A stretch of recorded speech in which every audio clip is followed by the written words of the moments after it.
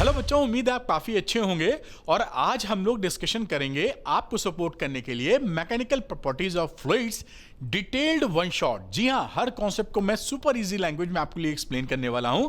शुरू से लेके अंत तक पूरा वीडियो देखिएगा और इस वीडियो के बीच में जो जो इंपॉर्टेंट टॉपिक है वहां मैं टिक भी करवाऊंगा कि ये वेरी इंपॉर्टेंट है आपके एग्जाम के लिए, तो उसको नोट भी कर लीजिएगा। कोई भी चीज स्किप नहीं होनी चाहिए। ये वीडियो सेल्फ सफिशिएंट है, देखने के बाद कुछ और देखना नहीं पड़ेगा, सारे कॉन्सेप्ट आपको आ जाएंगे।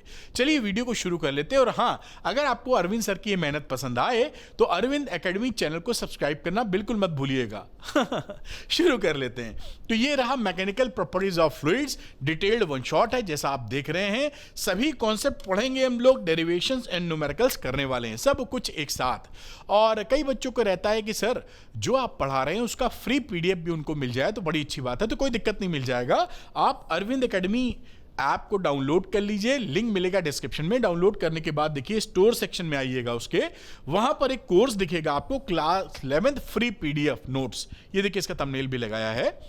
और इसके अंदर जितने भी पीडीएफ्स हैं वो सारे अनलॉक हैं। आप क्लिक करके डाउनलोड कर लीजिएगा और अपनी पढ़ाई के लिए इस्तेमाल कीजिएगा। मैंने इसका प्राइस काफी ज्यादा रख दिया है, लाखों में, जिससे गलती से कोई बच्चा इसको खरीद ना ले। ये फ्री पीडीएफ्स हैं, सारे पीडीएफ अनलॉक हैं।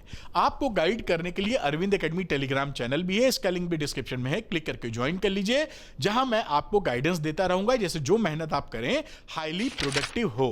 उससे पहले, आगे बढ़ने से पहले एक इंपॉर्टेंट इंफॉर्मेशन, द्रोणा 1.0। अगर आपके स्कूल की टीचर की बात आपको समझ में नहीं आ रही है, फिजिक्स डिफिकल्ट लग रही है, तो बिल्कुल देर मत कीजिए, आप द्रोणा 1.0 में मेरे साथ जुड़ जाइए, जहां पर मैं सुपर इजी लैंग्वेज में आपको फिजिक्स पढ़ा दूंगा।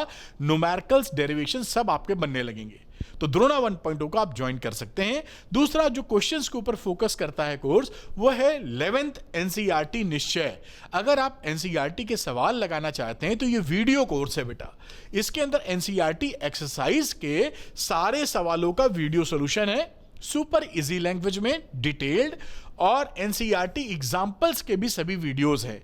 और जानते हैं आप, किसी भी कॉम्पिटिटिव एग्जामिनेशन के लिए, आपके स्कूल के एग्जामिनेशन के लिए एनसीईआरटी एक्सरसाइज और एनसीईआरटी एग्जाम्पल लगाना मस्ट है। तो ये एनसीईआरटी निश्चय। जो भी बच्चे ये दोनों कोर्सेज लेना चाहते हैं वो अरविंद एकेडमी ऐप को डाउनलोड कर लीजिए, डिस्क्रिप्शन में इसका लिंक है, और स्टोर सेक्शन में जाइएगा, वहां द्रोणा 1.0 और एनसीईआरटी निश्चय आपको दिखाई पड़ेगा। जो भी आपके लिए सूट करता है वो लेकर अपनी पढ़ाई को आगे बढ़ा सकते हैं। चलिए, जिस वजह से ये वीडियो बन रहा है पढ़ाई की वजह से, करते हैं शुरू। तो सबसे पहली बात कि फ्लूइड क्या होता है। तो फ्लूइड एक सब्सटेंस है जो कि फ्लो कर सकता है, सिंपल एज दैट।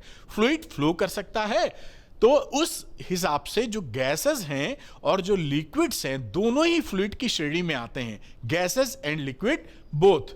अब अगली बड़ी इंपॉर्टेंट बात कि जो लिक्विड्स होते हैं वो इक्विलिब्रियम में, जो लिक्विड्स हैं वो जब इक्विलिब्रियम में होते हैं तो जिस भी सरफेस से वो कांटेक्ट में होते हैं उस पे परपेंडिकुलर फोर्स लगाते हैं। डायरेक्शन की बात कर रहा हूं, हमेशा कैसा फोर्स लगाएंगे?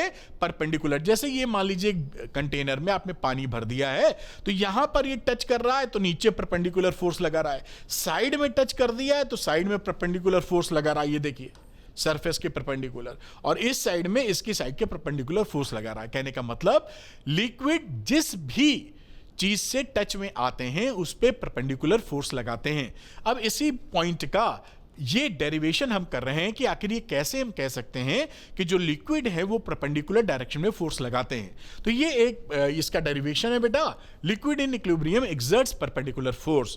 अब यहां पर आप देखें, एक बीकर में एक लिक्विड भर दिया है और सपोज करिए यहां पर ये जो फोर्स लगा रहा, ये मैंने लिख भी दिया है, suppose liquid exerts force F, ये फोर्स F एक्सर्ट कर रहा है the bottom surface in an incline direction. किस डायरेक्शन में कर रहा है? OA, जो कि इंक्लाइन डायरेक्शन है। हम यहां पर ये लिखे चल रहे हैं कि जो फोर्स लिक्विड कंटेनर के बॉटम पर लगा रहा है वो तिरछी डायरेक्शन में लगा रहा है, OA डायरेक्शन में। अब क्या करेगा, ये जो कंटेनर है उसका बॉटम, इस पे एक रिएक्शन का फोर्स लगाएगा उसी के इक्वल एंड अपोजिट न्यूटन के थर्ड लॉ के अनुसार। तो ये जो OB है ये रिएक्शन फोर्स हो जाएगा जो कि लिक्विड पे लगता हुआ मिलेगा। अब इस रिएक्शन फोर्स के हम दो कंपोनेंट कर लेंगे। देखिए यहां पर मैंने लिख भी दिया है, एक तो ये जो आर है या ओबी है, इसका एक कंपोनेंट ओसी की डायरेक्शन में, एक कंपोनेंट ओडी की डायरेक्शन में। तो यहां पर हमने दो कंपोनेंट कर लिए, ओसी हो गया आर कॉस थीटा जो कि टेंजेंशियल है, ये this is R cos theta, और इस डायरेक्शन में कितना है आर साइन थीटा। अब ये आर कॉस थीटा अगर टेंजेंशियली लिक्विड पे लगेगा तो ओ के आसपास जो लिक्विड है, लिक्विड के मॉलिक्यूल्स हैं, वो फ्लो करने लगेंगे क्योंकि वो टेंजेंशियल फोर्स को बियर नहीं कर पाते हैं। तो वो जब फ्लो करेंगे, लेकिन हम ये जानते हैं कि लिक्विड इक्विलिब्रियम में है, यानी ये ओ के आसपास लिक्विड को फ्लो नहीं करना है। इसका मतलब क्या हो गया कि जो टेंजेंशियल फोर्स है जो कि आर कॉस थीटा है, इसकी वैल्यू होनी चाहिए 0, क्योंकि अगर इसकी वैल्यू 0 नहीं हुई तो ये फ्लो करेगा, और हम कह चुके हैं कि लिक्विड इक्विलिब्रियम में है, इसलिए आर कॉस थीटा की वैल्यू बेटा होनी चाहिए 0। अब इसको हमने 0 के बराबर पुट कर दिया, रिएक्शन फोर्स तो बेटा 0 होगा नहीं, कॉस थीटा 0 हो सकता है, तो थीटा की वैल्यू कितनी हो गई 90 डिग्री। और यही चीज हमारी प्रूफ हो गई कि लिक्विड इक्विलिब्रियम में किसी भी कंटेनर में या किसी भी सरफेस से अगर टच में आता है तो उस सरफेस के परपेंडिकुलर डायरेक्शन में फोर्स लगाता है। ये इंपॉर्टेंट डेरिवेशन है, इंपॉर्टेंट पॉइंट है, ध्यान रखिएगा। समझ गए होंगे, एक कदम आगे बढ़ेंगे। अब पास्कल का लॉ आता है। ये लॉ जो है ये 3 फॉर्म में मैंने लिखा है, मतलब लिखने का तरीका अलग है, लेकिन पास्कल लॉ ये तीनों है। तो पास्कल लॉ क्या बोलता है, जैसे ये सेकंड पॉइंट लिखा है कि इनक्लोज्ड लिक्विड के अंदर अगर आप कोई प्रेशर लगाते हैं तो वो प्रेशर पूरी लिक्विड में हर दिशा में बिना घटे हुए सेम प्रेशर बढ़ जाता है आगे। तो यही लिखा है कि ये the pressure exerted at any point on an enclose liquid is transmitted equally in all direction, सभी डायरेक्शंस में वो इक्वली ट्रांसमिट हो जाता है। या आप इसको कह सकते हैं कि अगर आप ग्रेविटी को इग्नोर कर दें, पास्कल लॉ की बात कर रहे हैं, तो लिक्विड के अंदर हर जगह प्रेशर आपको सेम मिलेगा। तो अगर आप ग्रेविटी को इग्नोर कर देते हैं तो लिक्विड के अंदर हर जगह प्रेशर आपको सेम मिलने वाला है। ये भी पास्कली लॉ के अलग अलग वर्जन्स हैं, आप याद कर लीजिएगा। इसी बेसिस पर नंबर 3 के बेसिस पे हम पास्कल लॉ का प्रूफ भी करने वाले हैं। आइए देखते हैं। अब ये प्रूफ ऑफ पास्कल लॉ करेंगे। अब यहां पर एक कंटेनर लिया है, उसमें एक लिक्विड भरा हुआ है, और ये देखिए जो आपको ट्रायंगल टाइप स्ट्रक्चर दिख रहा है, ये बेसिकली ट्रायंगल टाइप स्ट्रक्चर ना होकर prism type 3D structure imagine कीजिएगा। जो प्रिज्म होता है वो 3D स्ट्रक्चर होता है ना, ये ट्रायंगल और ऐसा बाजू में ट्रायंगल, ये पूरा प्रिज्म हो गया। अभी यहां पर हम जान रहे हैं कि प्रिज्म की जिस भी, और ये जो प्रिज्म है ये एलिमेंटल प्रिज्म है, ये बहुत ही छोटा है, मतलब हर जगह इसके AB फेस पर या AC फेस पे या BC फेस पे जो ग्रेविटी है वो सेम है, G सेम लग रहा है, तो हम ग्रेविटी के इफेक्ट को तीनों के लिए सेम है इसलिए इग्नोर कर सकते हैं। बात समझ में आ रही है ना, क्योंकि ये एक ही लेवल पे है ऐसा मान रहे हैं। अब यहां पर देखिए जो फोर्स लग रहा है FB, जो कि इस सरफेस पे लग रहा है, ये जो सरफेस है ये देखिए, ये हमेशा परपेंडिकुलर लगेगा। हम जानते हैं कि जो लिक्विड होता है वो सरफेस के परपेंडिकुलर फोर्स लगाता है, और इस डायरेक्शन में इस सरफेस पे FC लगेगा, इस सरफेस पे FA लगेगा। अभी हम शो कर देंगे कि ये जो तीनों प्रेशर्स हैं, ये तीनों जो फोर्स से प्रेशर बनेंगे वो तीनों इक्वल होंगे। यही पास्कल लॉ का प्रूफ हो जाएगा। पास्कल लॉ क्या बता रहा है, किसी भी लिक्विड में आपका, अगर हम ग्रेविटी को इग्नोर करे रहें तो जो प्रेशर होता है वो सेम होता है। यही हम प्रूफ करने वाले हैं। तो जैसे आप समझे, Pascal law can be proved by using 2 principle. Pascal law 2 तरीके से प्रूफ किया जाता है, मतलब 2 चीजों की हेल्प ली जाती है।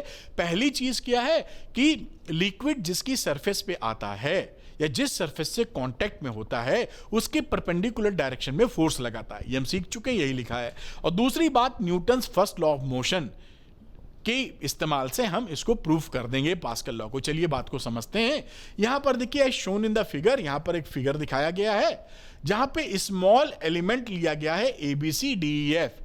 ये ABC ये ट्रायंगल है, बाजू में क्योंकि ये 3D स्ट्रक्चर है तो DEF ये ऐसे पट्टी है, आप समझ गए होंगे 3D स्ट्रक्चर जैसे होता है। एक प्रिज्म की बात कर रहे हैं, in the form of A right angled prism. ये देखिए प्रिज्म पे ध्यान दीजिएगा, क्योंकि अगर ट्रायंगल लिख देंगे तो ये 2D स्ट्रक्चर है, प्लेनर ऑब्जेक्ट है, लेकिन प्रिज्म कह देंगे तो 3D स्ट्रक्चर है ना। In the interior of A fluid, अब ये ये जो है पानी के अंदर या लिक्विड के अंदर ऐसा स्ट्रक्चर फ्लूइड का ही हमने मान लिया है जो कि रुका हुआ है, रेस्ट पर है। अब देखिए, the element is so small that all parts can be assume to be at the same level, same depth from the liquid surface. अब ये जो प्रिज्म है ये बहुत ही छोटा प्रिज्म है, जिसकी वजह से हम ये कंसीडर कर सकते हैं कि इसके तीनों फेसेस लगभग एक ही डेप्थ पर हैं। उस वजह से क्या हो जाएगा, therefore the effect of gravity is same for all of its points. यानी ये सेम लेवल पर है तो इफेक्ट ऑफ ग्रेविटी इन तीनों पॉइंट्स के लिए सेम होने वाला है। Suppose the fluid exerts pressure PA PB PC, ये यहां पर जो प्रेशर है इस ADFC पर, यहां पर लिखा हुआ आप पढ़ लीजिएगा, उस पे PA प्रेशर है समझिए, और इस वाली सरफेस पे जो प्रेशर है वो PB है, और इस वाली सरफेस पे जो प्रेशर है वो PC है। ये प्रेशर मान लेते हैं, यही बात यहां पर लिखी है। अब करस्पॉन्डिंग नॉर्मल फोर्सेस कितने हैं, FA FB FC, उसी के हिसाब से अब आगे चलते हैं और बातों को समझते हैं। Let area AA AB AC be the respective area of the three faces, और इन फेसेस का जो एरिया है जहां पर FB फोर्स लग रहा था उसका ये B है बेटा, इसको B लिखो, और ये C था तो इसको C लिखो, और ये FA था तो इसको FA लिखो। तो इसका एरिया हो गया AB सॉरी ये B है, और यहाँ पे F है तो इसका एरिया हो गया AC, और इसका एरिया हो गया AA। ये करस्पॉन्डिंग एरिया की हम बात कर रहे हैं, क्योंकि P = F/A का इस्तेमाल करना पड़ेगा, इसलिए फोर्स के साथ एरिया भी तो चाहिए। चलिए एक कदम आगे बढ़ते हैं। अब देखिए, in right angle triangle ACB की वैल्यू थीटा ले लेते हैं, कुछ एंगल होगा। अब उसको देखते हुए prism element is in equilibrium, ये जो प्रिज्म बनाया है फ्लूइड का वो इक्विलिब्रियम में है। इसका मतलब है जो भी इसमें हॉरिजॉन्टल और वर्टिकल फोर्स के कंपोनेंट हैं सब एक दूसरे को नलिफाई करने चाहिए, क्योंकि अगर कोई नेट फोर्स मिल जाएगा तो इक्विलिब्रियम में रहेगा ही नहीं, कहीं ना कहीं मूव करेगा। नेट फोर्स हमेशा मूवमेंट करा देता है, यही तो आपने पढ़ा है न्यूटन के पहले लॉ में कि अगर एक्सटर्नल फोर्स लगा तो चल पड़ेगा। अब यहां पर देखिए हॉरिजॉन्टल फोर्स क्या है हमारे पास, वो देखते हैं। हॉरिजॉन्टल फोर्स एक तो FC है, और ये FB का हम कंपोनेंट लेंगे। तो ये FB का कंपोनेंट यहां दिखाया है, ये FB नीचे खींचा, परपेंडिकुलर से ये एंगल थीटा हो जाएगा, ये थीटा है तो ये FB, यहां FB cos थीटा, और इस डायरेक्शन में FB sin थीटा। तो ये जो हॉरिजॉन्टल फोर्स लग रहा है इस डायरेक्शन में, उसको कंपनसेट या नलीफाई कर रहा है हॉरिजॉन्टल FB sin थीटा। तो ये FB sin थीटा की वैल्यू FC के बराबर हो गई बेटा। इसी तरह वर्टिकल फोर्स भी नलीफाई होना चाहिए, वरना वर्टिकल मूवमेंट होने लगेगा, नेट फोर्स मिल जाएगा। तो ये ऊपर की दिशा में FA और ये FB sin थीटा नीचे की दिशा में, तो दोनों इक्वल एंड अपोजिट। तो FB cos थीटा की वैल्यू FA के बराबर हो गई। बड़ी अच्छी बात है, समझ में आ गई बात। अब देखिए हम इसके एरिया का कंपोनेंट निकाल लेते हैं। अब यहां पर आप देखें तो ये जो AB sin थीटा है, ये इसी का इसका कंपोनेंट ले लीजिए बेस वाले का। तो अगर हम परपेंडिकुलर वाले का लेंगे तो AB sin थीटा हो जाएगा AC के बराबर। जैसे आप ट्रायंगल में साइड्स लेते हैं तो ये एरिया हमारा है AB, ये एरिया क्या है AB, ये sin थीटा लोगे तो इसका जो AC है AB sin थीटा बराबर AC आ जाएगा। और बेस की बात करोगे तो cos थीटा लग जाता है, तो AB cos थीटा = AA आ गया। समझे, ये एरिया का कंपोनेंट जैसे आप निकालते हैं ना ट्रायंगल में। उम्मीद है ये आपको अंदाजा होगा ही कि ये जो ट्रायंगल होती है, अगर ये थीटा है, ये परपेंडिकुलर है, ये हाइपो है, ये बेस है, तो आप जब cos थीटा लिखा करते हैं तो बेस अपॉन हाइपो लेते हैं। तो आप बेस लिखना है तो H cos थीटा लिख सकते हैं, उसी का इस्तेमाल यहां पर कर दिया है। अब हम क्या करेंगे, इन इक्वेशन और इन इक्वेशंस को आपस में डिवाइड कर देते हैं। तो FB sin थीटा देखिए यहां पर, ये FB sin थीटा और = FC को हमने AB sin थीटा AC से डिवाइड कर दिया। ये देखिए sin थीटा कट गया। सेकंड वाली इक्वेशन को इस सेकंड वाले से डिवाइड कर दिया है, तो FB cos थीटा उधर से और AB cos थीटा और FA/A, यहां cos थीटा कट गया। तो देखिए FB/AB = FC/AC, और यहां FA/AA = FB/AE। इससे क्या आ गया, ये तीनों बराबर हो गए। ये देखिए लिंक्ड है ना, तो ये तीनों बराबर हो गए FA/AA। और ये F/A क्या होता है बेटा, ये प्रेशर होता है। तो PA is equal to PB is equal to PC, और यही चीज क्या हो गई, यही पास्कल लॉ प्रूफ हो गया, क्योंकि पास्कल लॉ क्या बोलता है, लिक्विड के अंदर हर जगह प्रेशर सेम होता है। तो ये पास्कल का रूल है। If we ignore gravity then the pressure inside the liquid is everywhere same, और इस तरीके से आपने इसको प्रूफ कर दिया। This is the proof of Pascal law. बढ़िया तरीके से समझ लिया आपने। चलते हैं एक कदम और आगे। तो यहां लिखा दिस प्रूव्स पास्कल लॉ, जो कि आप समझ गए हैं। अब यहां इसके कुछ एप्लीकेशन भी आपके कोर्स में हैं, जैसे कि आप देख रहे हैं हाइड्रोलिक लिफ्ट। आपने जहां पर गैरेज देखे होंगे जहां कार वगैरह की सर्विस होती है, तो आप देखेंगे कार वगैरह को किसी चीज पे टांग देते हैं हाइड्रोलिक लिफ्ट पर, और उसकी सफाई करते हैं, उसको कुछ बनाना है तो बनाते हैं। इतनी हैवी कार या ट्रक को भी लिफ्ट कर देना आसान तो नहीं है। आप ऐसे तो लिफ्ट नहीं कर पाएंगे, बहुत भारी कार या ट्रक होती है, तो उसके लिए हाइड्रोलिक लिफ्ट का इस्तेमाल करते हैं। यहां पर एक पाइप होता है जो दोनों जगह पर कनेक्टेड होता है। जहां से आप फोर्स लगाते हैं उसका एरिया होता है छोटा, और ये हाइड्रोलिक लिफ्ट क्या करती है, जो फोर्स आप लगा रहे हैं उसको फोर्स मल्टीप्लायर होती है, फोर्स को मल्टीप्लाई कर देती है। आप 5 न्यूटन का फोर्स लगाएंगे तो अगली जगह 50 न्यूटन का फोर्स मिल जाएगा। कैसे करती है वो समझते हैं। अब यहां पर ये देखिए एक पिस्टन है और बीच में लिक्विड भरा हुआ, ये कार, यहां पर कार आएगी, लोड मतलब कार ट्रक जो भी है। तो यहां फोर्स स्मॉल एफ लगा रहे हैं, area of cross section small a है, छोटा एरिया ऑफ क्रॉस सेक्शन है, और जिस पे कार या ट्रक लोड किए हैं उसका एरिया बड़ा है, और फोर्स एफ हम देखेंगे कितना आता है। ये बात यहां पे लिखी, फोर्स मल्टीप्लायर की तरह काम करती है। कैसे करती है, तो pressure exerted on the liquid, हमने यहां पर जो खुद उसको दबाया है वो कितना प्रेशर एक्सर्ट किया है, P is equal to F by A, F लगाया, स्मॉल f लगाया, और area of cross section small a था। अब हमको ये पता है पास्कल लॉ के अनुसार ये जो प्रेशर है पूरी लिक्विड में सेम रहेगा, पास्कल लॉ बता गए हैं, तो यहां पर भी प्रेशर सेम रहेगा। तो according to the Pascal law same pressure transmitted to large cross section area A, यानी यहां भी सेम प्रेशर है। अगर सेम प्रेशर है तो यहां पर फोर्स कितना हो गया, तो force is equal to pressure जो हमने दिया, क्योंकि वही प्रेशर वहां है, इनटू बड़ा वाला एरिया, इसका एरिया, क्योंकि जो प्रेशर हमने यहां ट्रांसमिट किया है वही प्रेशर यहां पर आपको मिल रहा है। तो P F is equal to P into A, तो प्रेशर हो गया जो यहां लगाया था F upon a into capital A, ये वैल्यू हो गई capital A upon small a into F. अब यहां पर अगर आप ध्यान से देखें तो ये कैपिटल ए जो है उसका एरिया बड़ा होता है स्मॉल ए से, इसका जो एरिया है इससे काफी बड़ा होता है, तो कैपिटल एफ की वैल्यू स्मॉल एफ से काफी बड़ी हो जाएगी। तो कम है एफ लगाएंगे, स्मॉल एफ छोटा लगाएंगे, और बहुत ज्यादा एफ आपको मिलेगा। तो यही, क्योंकि a upon a, capital A upon small a का जो रेशियो है वो ज्यादा है, यही फोर्स मल्टीप्लायर का काम करता है। इसी वजह से आप थोड़ा फोर्स लगाते हैं और कार या ट्रक को ऊपर उठा सकते हैं। तो by making capital A upon small a large, very heavy loads like cars and trucks can be lifted bye A small force. यही है हाइड्रोलिक लिफ्ट का इस्तेमाल, जो एप्लीकेशन ऑफ पास्कल लॉ है, जो आपको क्लैरिटी से आना चाहिए। तो यहां पर एक और अच्छी बात दिमाग में रखिएगा कि दोनों लोग जो वर्क डन करते हैं वो वर्क डन सेम होता है, वो वर्क डन मल्टीप्लायर नहीं होता, फोर्स मल्टीप्लायर है, work done will be same. तो जो इस स्मॉल एफ ने वर्क डन किया है, जो स्मॉल एफ ने वर्क डन किया है, जो कैपिटल एफ ने वर्क डन किया है, वो सेम है।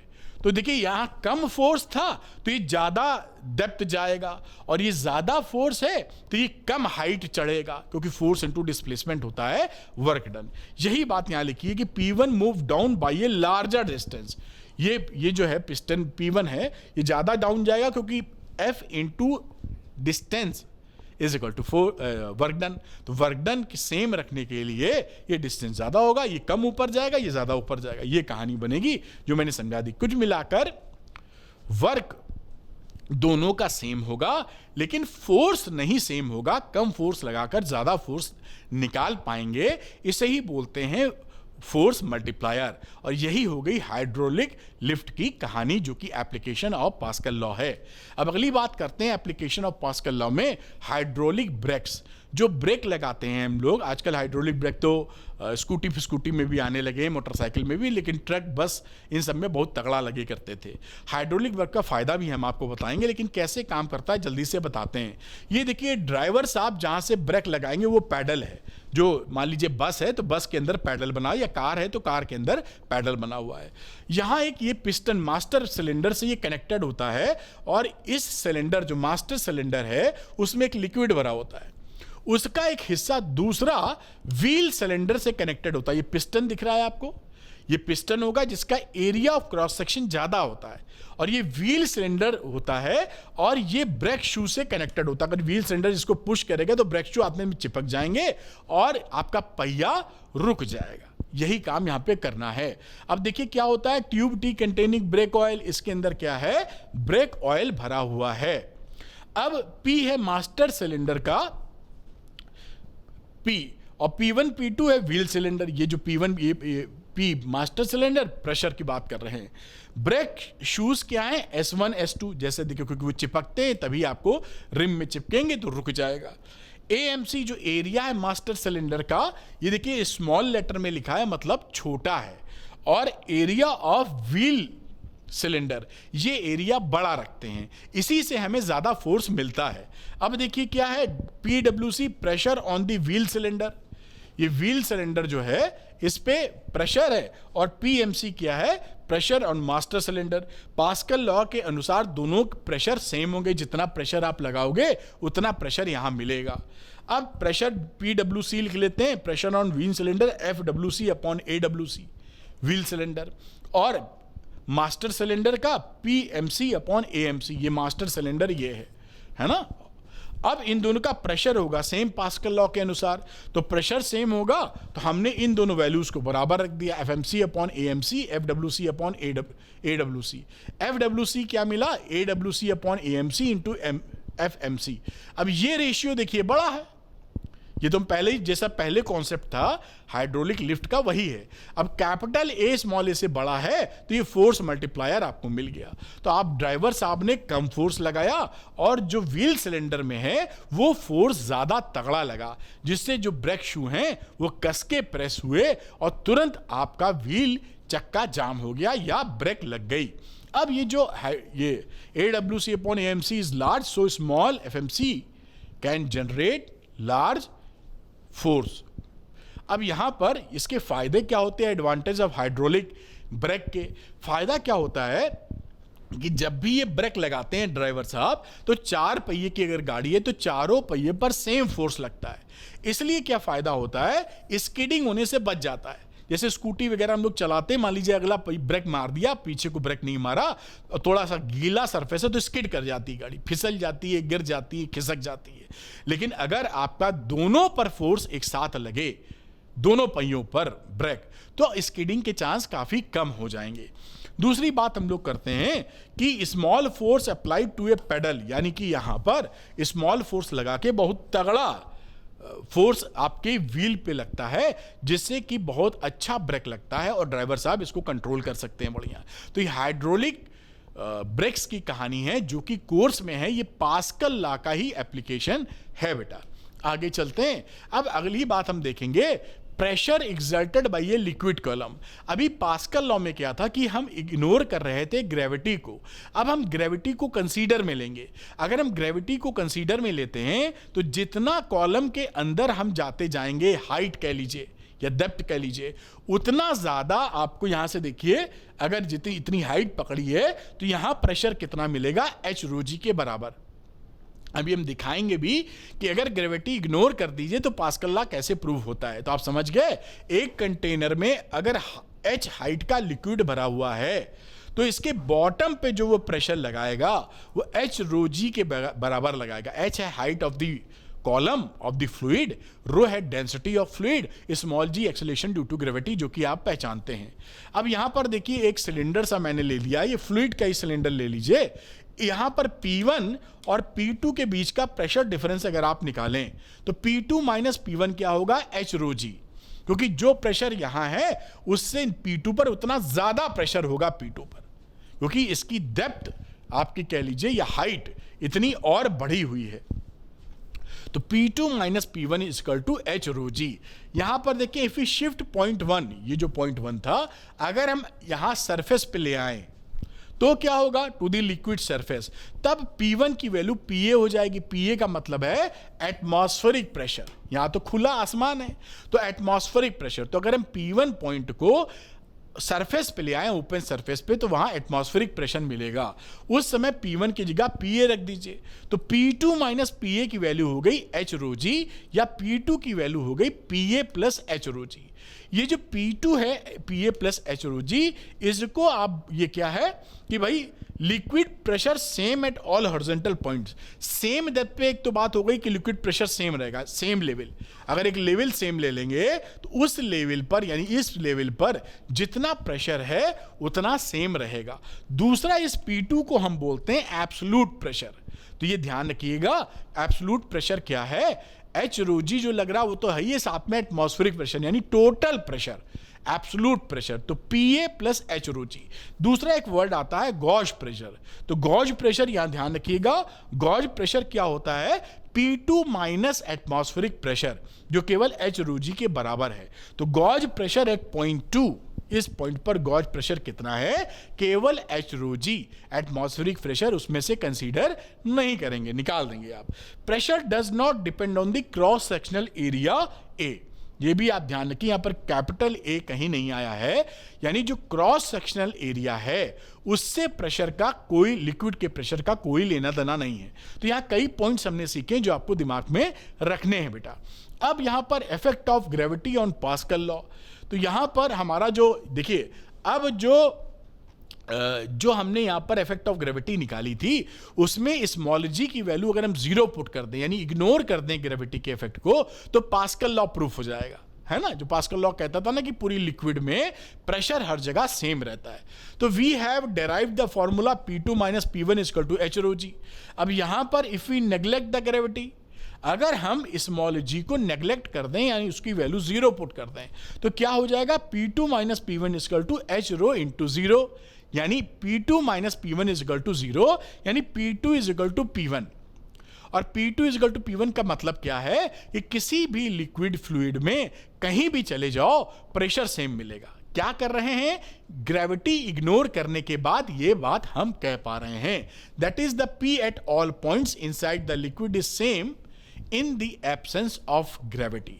अगर ग्रेविटी नहीं है तो हर पॉइंट पर, फ्लूइड के अंदर हर पॉइंट पर प्रेशर सेम मिलेगा। लेकिन अगर ग्रेविटी है, in the presence of the gravity pascal law modified हो जाता है, और अब जो हो जाएगा वो P2 minus P1 is equal to H rho g आ जाएगा। तो ये क्या है, मॉडिफाइड पास्कल लॉ। बात पकड़ में आई होगी। ग्रेविटी को, इफेक्ट ऑफ ग्रेविटी को इंक्लूड कर लोगे तो Pascal law P2 minus P1 is equal to H rho g आ जाएगा, और ग्रेविटी इग्नोर कर दोगे तो P2 is equal to P1 आ जाएगा। दोनों चीजों में ध्यान रखिएगा। अब एक कदम और आगे बढ़ाते हैं हम लोग। अब हाइड्रोस्टैटिक पैराडॉक्स, पैराडॉक्स का मतलब होता है हिंदी में विरोधाभास, कि ऐसा कुछ लग रहा है लेकिन होता नहीं। जैसे ये 3 यहां पर ट्यूब ली गई, एनसीईआरटी का डायग्राम है। एक में सिंपल हमने तीनों में पानी भर दिया या फ्लूइड भर दिया, एक में कम फ्लूइड है, एक में बहुत ज्यादा है, एक में और ज्यादा है कह लीजिए। लेकिन हम देखेंगे कि तीनों का अगर हम प्रेशर निकालेंगे तो ये प्रेशर हमारा सेम आता है, प्रेशर हमारा सेम आता है, जबकि किसी में पानी बहुत ज्यादा है और किसी में पानी बहुत कम है। तो पानी कितना ज्यादा है या कितना कम है, इससे कोई लेना देना फ्लूइड को नहीं रहता। उसकी हाइट कितनी है, केवल इससे लेना देना है। तीनों की हाइट यहां सेम है, इसलिए जो प्रेशर है, यहां पर प्रेशर P1, यहां पर प्रेशर P2, यहां पर प्रेशर P3, तो P1 बराबर P2 बराबर P3 हो जाएगा। यहां पर पानी कितना भी भरा हो, कम या ज्यादा या एक टंकी के बराबर, कोई फर्क नहीं पड़ता। तो ये यही चीज है कि भाई ज्यादा पानी में ऐसा लगता है ज्यादा प्रेशर आएगा, लेकिन ज्यादा पानी से प्रेशर ज्यादा नहीं होगा, हाइट से फर्क पड़ेगा। तो यहां तो हाइट सेम है, इसलिए प्रेशर केवल हाइट पे डिपेंड करेगा। This is the paradox, hydrostatic paradox. ये सारी कहानी कब की है, जब फ्लूइड इक्विलिब्रियम में रुका रहता है। हाइड्रोस्टैटिक का मतलब, स्टैटिक का मतलब रुका रहे, तो जब फ्लूइड रुका रहता है तब ये सब बातें सच होती हैं। चलेगा तो कुछ और हो जाएगा। अब देखिए एटमॉस्फेरिक प्रेशर को हम लोग कैसे मेजर करते हैं मरकरी कॉलम से, ये भी फटाफट समझ लेते हैं। तो हमने यहां पर एक मरकरी कॉलम ले लिया है, ये ट्यूब है, कॉलम ले लिया है, खाली ट्यूब, टेस्ट ट्यूब जैसे होती है, यहां मरकरी भरा है। उस ट्यूब को हम क्या करते हैं, यहां खुला होता है, ऐसे अंगूठे से बंद कर लेते हैं और उसको डिप कर देंगे किसमें, मरकरी के अंदर, और वहां अंगूठा डालेंगे। तो जब हम उसको ओपन करेंगे तो क्या होगा, यहां पर मरकरी राइज कर जाता है ऊपर, ये देख रहे हैं ना मरकरी है, यहां पर ये मरकरी ऊपर चढ़ गया इस टेस्ट ट्यूब में। और यहां पर ऊपर हमने वैक्यूम क्रिएट कर रखा था, क्योंकि बंद करने से पहले वैक्यूम बना लिया था, तब हमने बंद किया था। तो यहां पर वैक्यूम है, वैक्यूम का प्रेशर तो कुछ नहीं होता जैसा आप जानते हैं। तो अब समझते हैं, देखिए बात को। तो 1 metre long glass tube close to one end, एक ग्लास ट्यूब लेते हैं 1 मीटर की, जो एक तरफ बंद होती है, और open and dipped into mercury, और ओपन एंड हम डिप कर देते हैं मरकरी के अंदर। Mercury rises in the tube of height 76 centimetre, यहां से ये ए बी जितनी हाइट मरकरी की है वो 76 सेंटीमीटर के बराबर होती है। अब देखिए प्रेशर अबव ए, यहां पर प्रेशर की बात करें भाई, जो भरा है वो प्रेशर लगाएगा ए पर, इज जीरो, क्योंकि भैया जो वैक्यूम कुछ है ही नहीं वहां पर। एयर भी होता तो एयर का प्रेशर ले लेते, लेकिन ये तो खाली है ना यहां, इसलिए pressure at A will be zero. ये देखिए यहां लिखा है, क्योंकि वैक्यूम है। बढ़िया।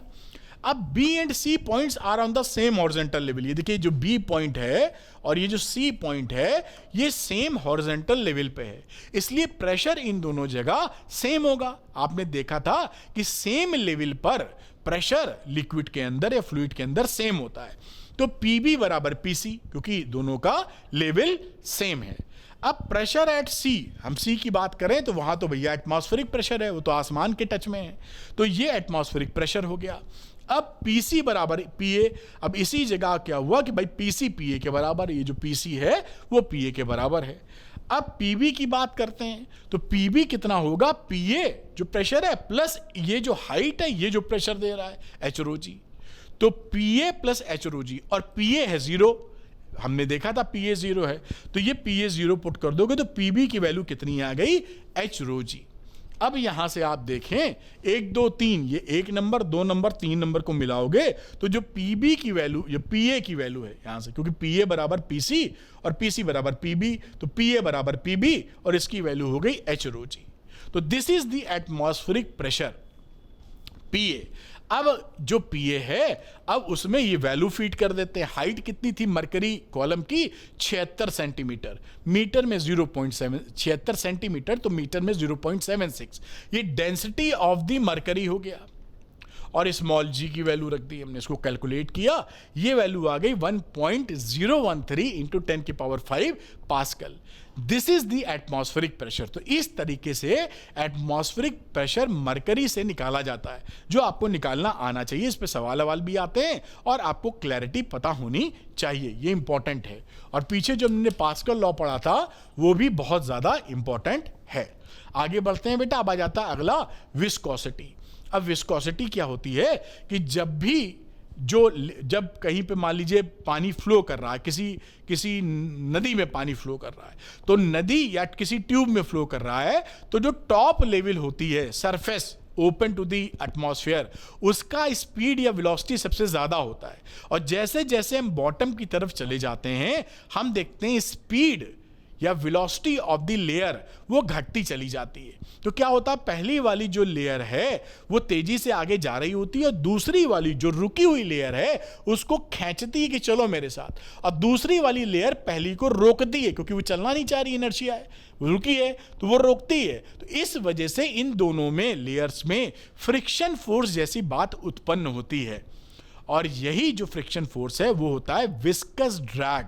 इस विस्कस ड्रैग की वजह से ये मैक्सिमम वेलोसिटी टॉप पर मिलती है और लगभग 0 वेलोसिटी उसके बॉटम पे मिलती है। इसी को हम, इस प्रॉपर्टी को बोलते हैं विस्कोसिटी। तो विस्कोसिटी क्या हो गई, viscosity is the property of fluid by virtue of which an internal force of friction comes into play when a fluid is in motion and which opposes the relative motion between the layers। तो relative motion between the layers को ये fluid की जो property oppose करती है, उसी property को हम बोलते हैं विस्कोसिटी। और जितने फोर्स से अपोज करती है, भाई ये आगे जा रही है, आगे ले जाना चाहती है लेकिन ये रोक रही है, तो जो ये पीछे की तरफ, मोशन से पीछे की तरफ फोर्स लगाती है उसको बोलते हैं विस्कस ड्रैग या विस्कस फोर्स। ये आप लिखने के लिए नोट्स आपके पास हो गए बढ़िया कम शब्दों में। तो the backward dragging force called viscous drag and viscous force. बात समझ में आई होगी। एक्ट टेंजेंशियली कैसे एक्ट करेंगे भाई? टेंजेंशियली एक्ट करेंगे लेयर को रोकने के लिए on the layers of the fluid in motion and tends to destroy the motion. तो विस्कोसिटी क्या है? वो प्रॉपर्टी है फ्लूइड की जो कि internal relative motion between the layers को अपोज करती है। और कितना फोर्स लगाती है? दैट इज विस्कस ड्रैग या विस्कस फोर्स। कुछ एग्जाम्पल्स की बात कर लेते हैं। जैसे एक बीकर में आप पानी डालें, उसमें हिलाएं उसको गोल गोल, तो सिलिंड्रिकल भंवर पड़ती हैं, लेकिन हिलाना छोड़ दीजिए तो थोड़ी देर में ये लिक्विड फिर से शांत हो जाएगा। इसीलिए कि इनकी लेयर्स के बीच में विस्कोसिटी की प्रॉपर्टी के द्वारा विस्कस ड्रैग चालू हो जाता है, फ्रिक्शन फोर्स एक लगने लगता है, जिसकी वजह से ये थोड़ी देर बाद शांति पकड़ लेती है, वरना बराबर हिलाते रहना पड़ेगा। दूसरा, जब आप स्विमिंग करते हैं तो नदी पानी में स्विमिंग कर रहे हैं तो आपको जोर लगाना पड़ता है, क्योंकि ये जो फ्लूइड है इसको पीछे ढकेलने के लिए जो कि विस्कस ड्रैग लगा रहे हैं तो आपको जोर लगाना पड़ता है जिससे आप आगे चले जा पाएं।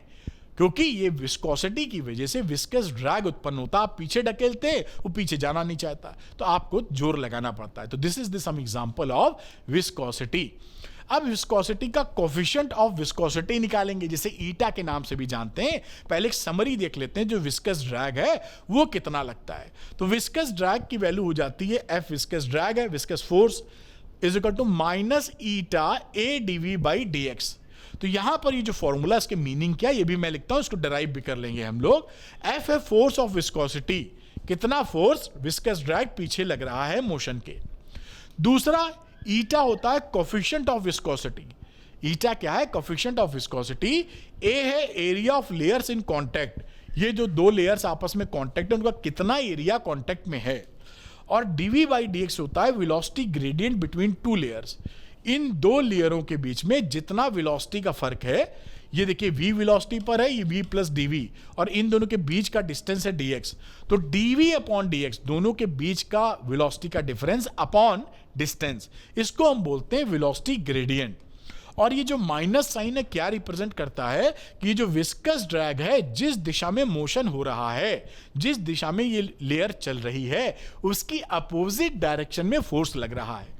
ये बात यहां लिखी, negative sign shows that viscous drag या viscous force act in opposite direction to the direction of motion of a liquid. ये इसकी कहानी है। अब इसको थोड़ा सा इसका डेरिवेशन, जिससे अंदाजा आपके एग्जाम में आता, बहुत बेसिक डेरिवेशन है, केवल प्रोपोर्शनल करके निकाला गया है। आइए देखते हैं। यहां पर हमने एक लिक्विड की दो लेयर्स ले ली हैं और ये बॉटम है उसका, ये फिक्स सरफेस है। मान लीजिए किसी नदी की बात कर रहे हैं तो नदी का जो तल होता है बॉटम, वो ये है। तो बॉटम पे तो वेलोसिटी जीरो होती है, जैसे जैसे ऊपर जैसे जैसे एक्स बढ़ाएंगे वेलोसिटी बढ़ती जाएगी। एक लेयर ले रहे हैं एक्स डिस्टेंस पर जिसकी वेलोसिटी v है, और एक दूसरी लेयर ले रहे हैं x प्लस डी एक्स पर जिसकी वेलोसिटी इससे बढ़ जाएगी, तो v प्लस डी लिख दिया। और इन दोनों लेयर्स के बीच का जो कॉन्टेक्ट एरिया है वो a है। बढ़िया, तो यही बात यहां पर समझा दी गई है। अब देखिए, कंसीडर टू लेयर्स, ये सब मैंने बता दिया आपको। अब ये भी बता दिया कि याली v से चल रही है, ऊपर वाली v प्लस डी से। जितना बॉटम से ऊपर जाएंगे वेलोसिटी बढ़ जाती है। अब ये dv बाई डी क्या है? Rate of change of velocity, rate मतलब dv by with distance, rate of change of velocity with distance in the direction of increasing distance is known as a velocity gradient। तो velocity gradient क्या होता है ये आप बता सकते हैं। the rate of change of velocity with respect to distance in the direction of the increasing distance is known as a velocity gradient। अब यहां a force of viscosity F acting tangentially between two layers, ये पहली layer तेज चल रही, इससे कहोगे तुम भी चलो, लेकिन ये इसको रोकने की कोशिश करेगी, तो ये विस्कस ड्रैग या विस्कस फोर्स यहां लगेगा। वो विस्कस फोर्स जो एरिया इन कांटेक्ट है उसके प्रोपोर्शनल होता है। जितना एरिया कांटेक्ट में होगा उतना फोर्स की वैल्यू ज्यादा होगी। साथ में जो वेलोसिटी ग्रेडियंट है dv अपॉन dx उसके भी प्रोपोर्शनल होता है। इन दोनों बातों को आप मिला दीजिए, कंबाइनिंग दीज टू पॉइंट्स या इक्वेशंस।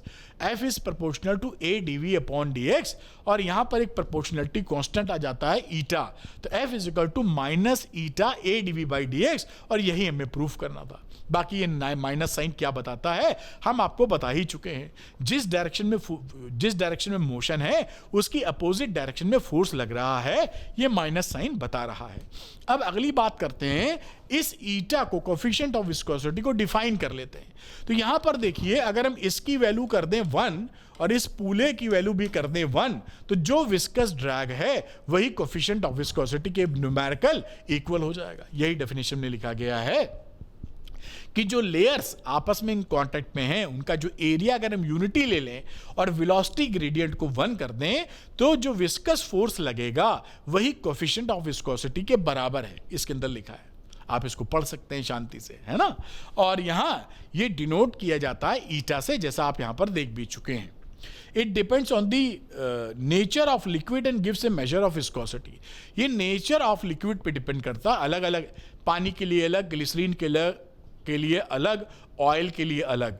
और जितनी ज्यादा विस्कोसिटी होगी, मोटे तौर पर आप समझे तो गाढ़ापन कह सकते हैं, वैसे वो साइंटिफिक बात नहीं है, लेकिन एक अंदाजा फील लेने के लिए, शहद अगर ज्यादा गाढ़ा है तो वो ज्यादा विस्कस है, ऐसा आप कह सकते हैं मोटे तौर पे, है ना।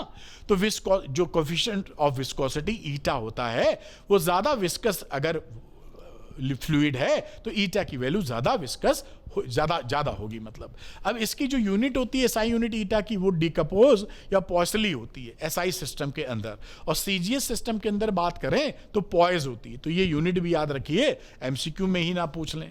तो पॉइज CGS की यूनिट है, पॉइजली आपकी SI सिस्टम की यूनिट है, और 1 पॉइजली इज इक्वल टू 10 पॉइज के बराबर होता है। तो 1 पॉइजली इज इक्वल टू 10 पॉइज के बराबर हो गया। और देखिए इसका एक डायमेंशन लिखा है ml-1 t-1, जो कि आप आसानी से यहां निकाल पाएंगे। अब यहां पर एक न्यूमेरिकल है जिसको हम लोग कर लेते हैं, बहुत ही सरल न्यूमेरिकल है, फिर आगे बढ़ते हैं। तो यहां देखिए, a square metal plate of 10 centimetre, एक स्क्वायर मेटल प्लेट है बेटा, जिसकी जो एज है वो 10 सेंटीमीटर की है, 10 बाई 10 की प्लेट हो गई। moves parallel to another plate with a velocity of 10 metre पर सेकेंड। एक और प्लेट है वही 10 बाई 10 की, सेम समझ लीजिए, और उससे रिलेटिव वेलोसिटी कितनी रखे हुए, 10 सेंटीमीटर पर सेकेंड, ये उसकी वेलोसिटी है। Both plates immersed in water, दोनों प्लेटें जो हैं वो पानी के अंदर डाल दी गई हैं। If the viscous force is 200 dyne and viscosity of water is 0.01 poise, what is their distance apart, यानी कितनी दूरी पर हैं। आपने विस्कस फोर्स भी दे दिया है CGS सिस्टम में डाइन में, और विस्कोसिटी भी दे दी है। तो देखिए बड़े आराम से निकाल लेंगे। एरिया कितना हो गया, 10 की एज थी तो 10 बाई 10, 100 सेंटीमीटर स्क्वायर इस स्क्वायर प्लेट का एरिया हो गया। ईटा की वैल्यू 0.01 पॉइज दे रखी है, विस्कस ड्रैग हमें 200 डाइन का दे रखा है, ये भी हमको पता है। और डीवी कितना है, 10 सेंटीमीटर पर सेकेंड, मतलब difference between the plates, velocity difference between the plates वो है 0.10 सेंटीमीटर पर सेकेंड। बढ़िया। अब हम फॉर्मूला जानते हैं, F is equal to eta A dV by dx। Minus sign हटा दीजिए, क्योंकि माइनस साइन तो केवल यही बता रहा था कि विस्कस ड्रैग मोशन के अपोजिट डायरेक्शन में है, तो यहां मैग्नीट्यूड के लिए उसकी कोई जरूरत नहीं है। अब dx की वैल्यू निकालेंगे तो ईटा A dV अपॉन F। बढ़िया।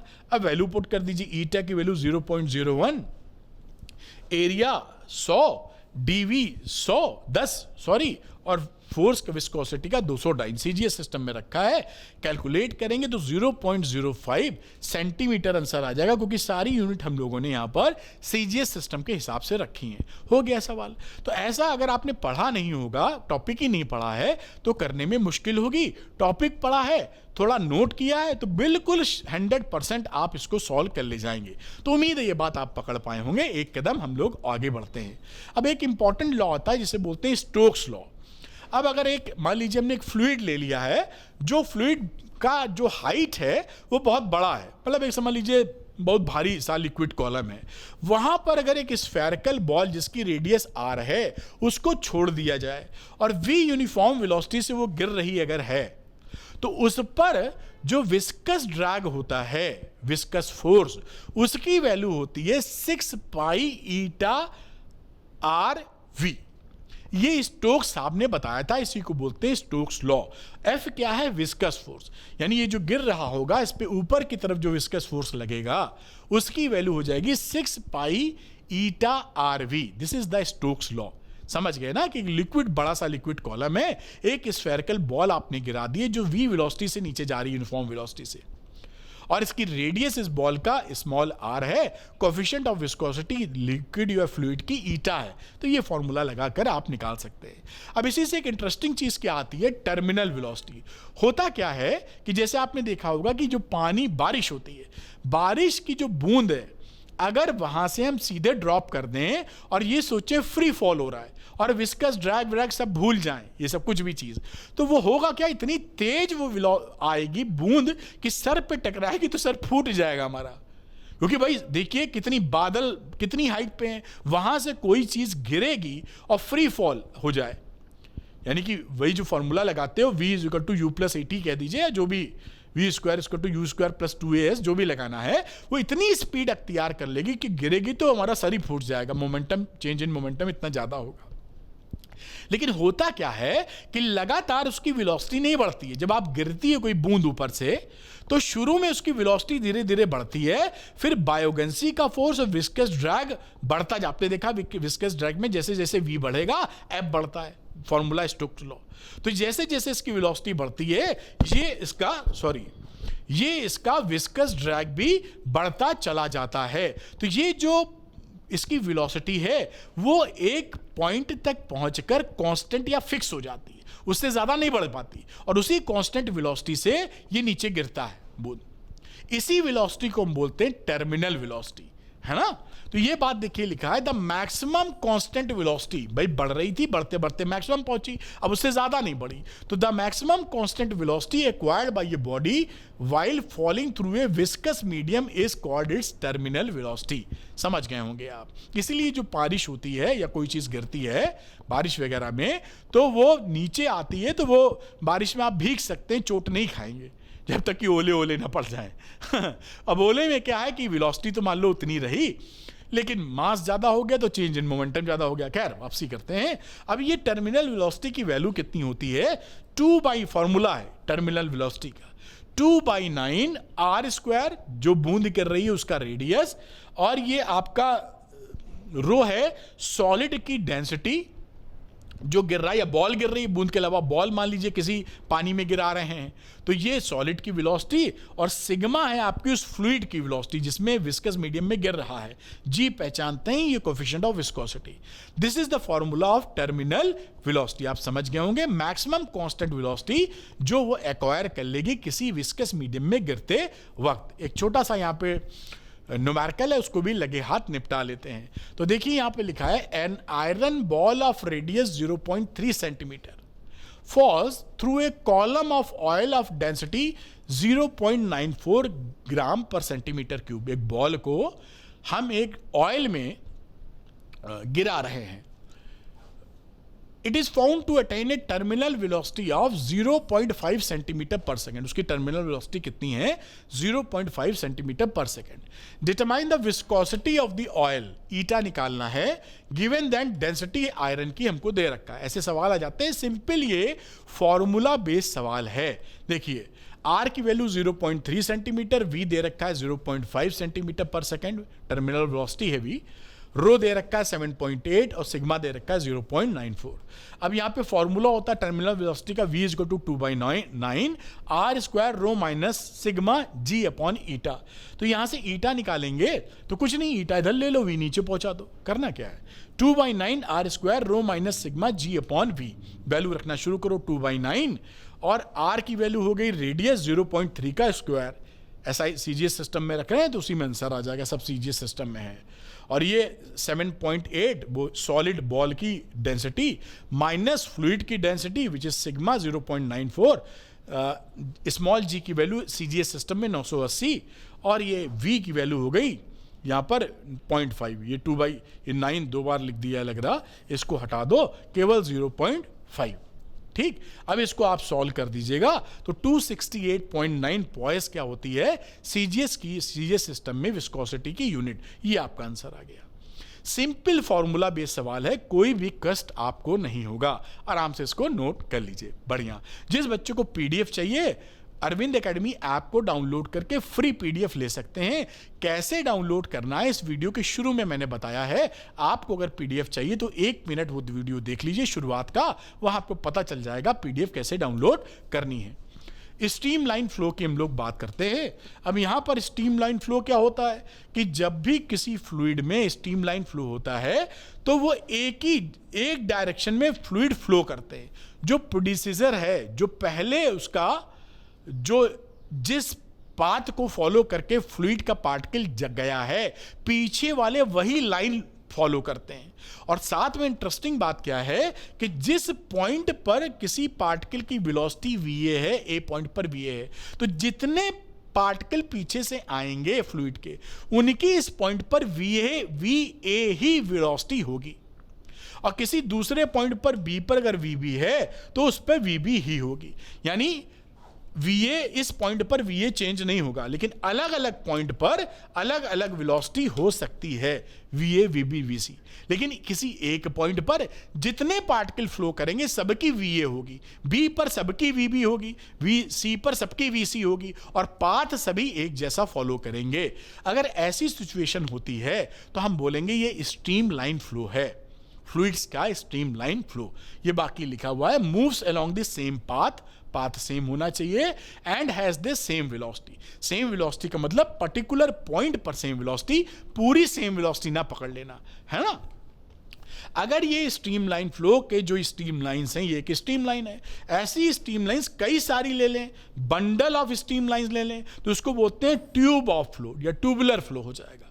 तो इसे ट्यूब ऑफ फ्लो बोलेंगे जब बहुत सारी स्ट्रीम, यहां देखिए एक नहीं कितनी सारी स्ट्रीमलाइंस फ्लो कर रही हैं, ये भी बात आप पकड़े। अब देखिए टर्बुलेंट फ्लो क्या होता है।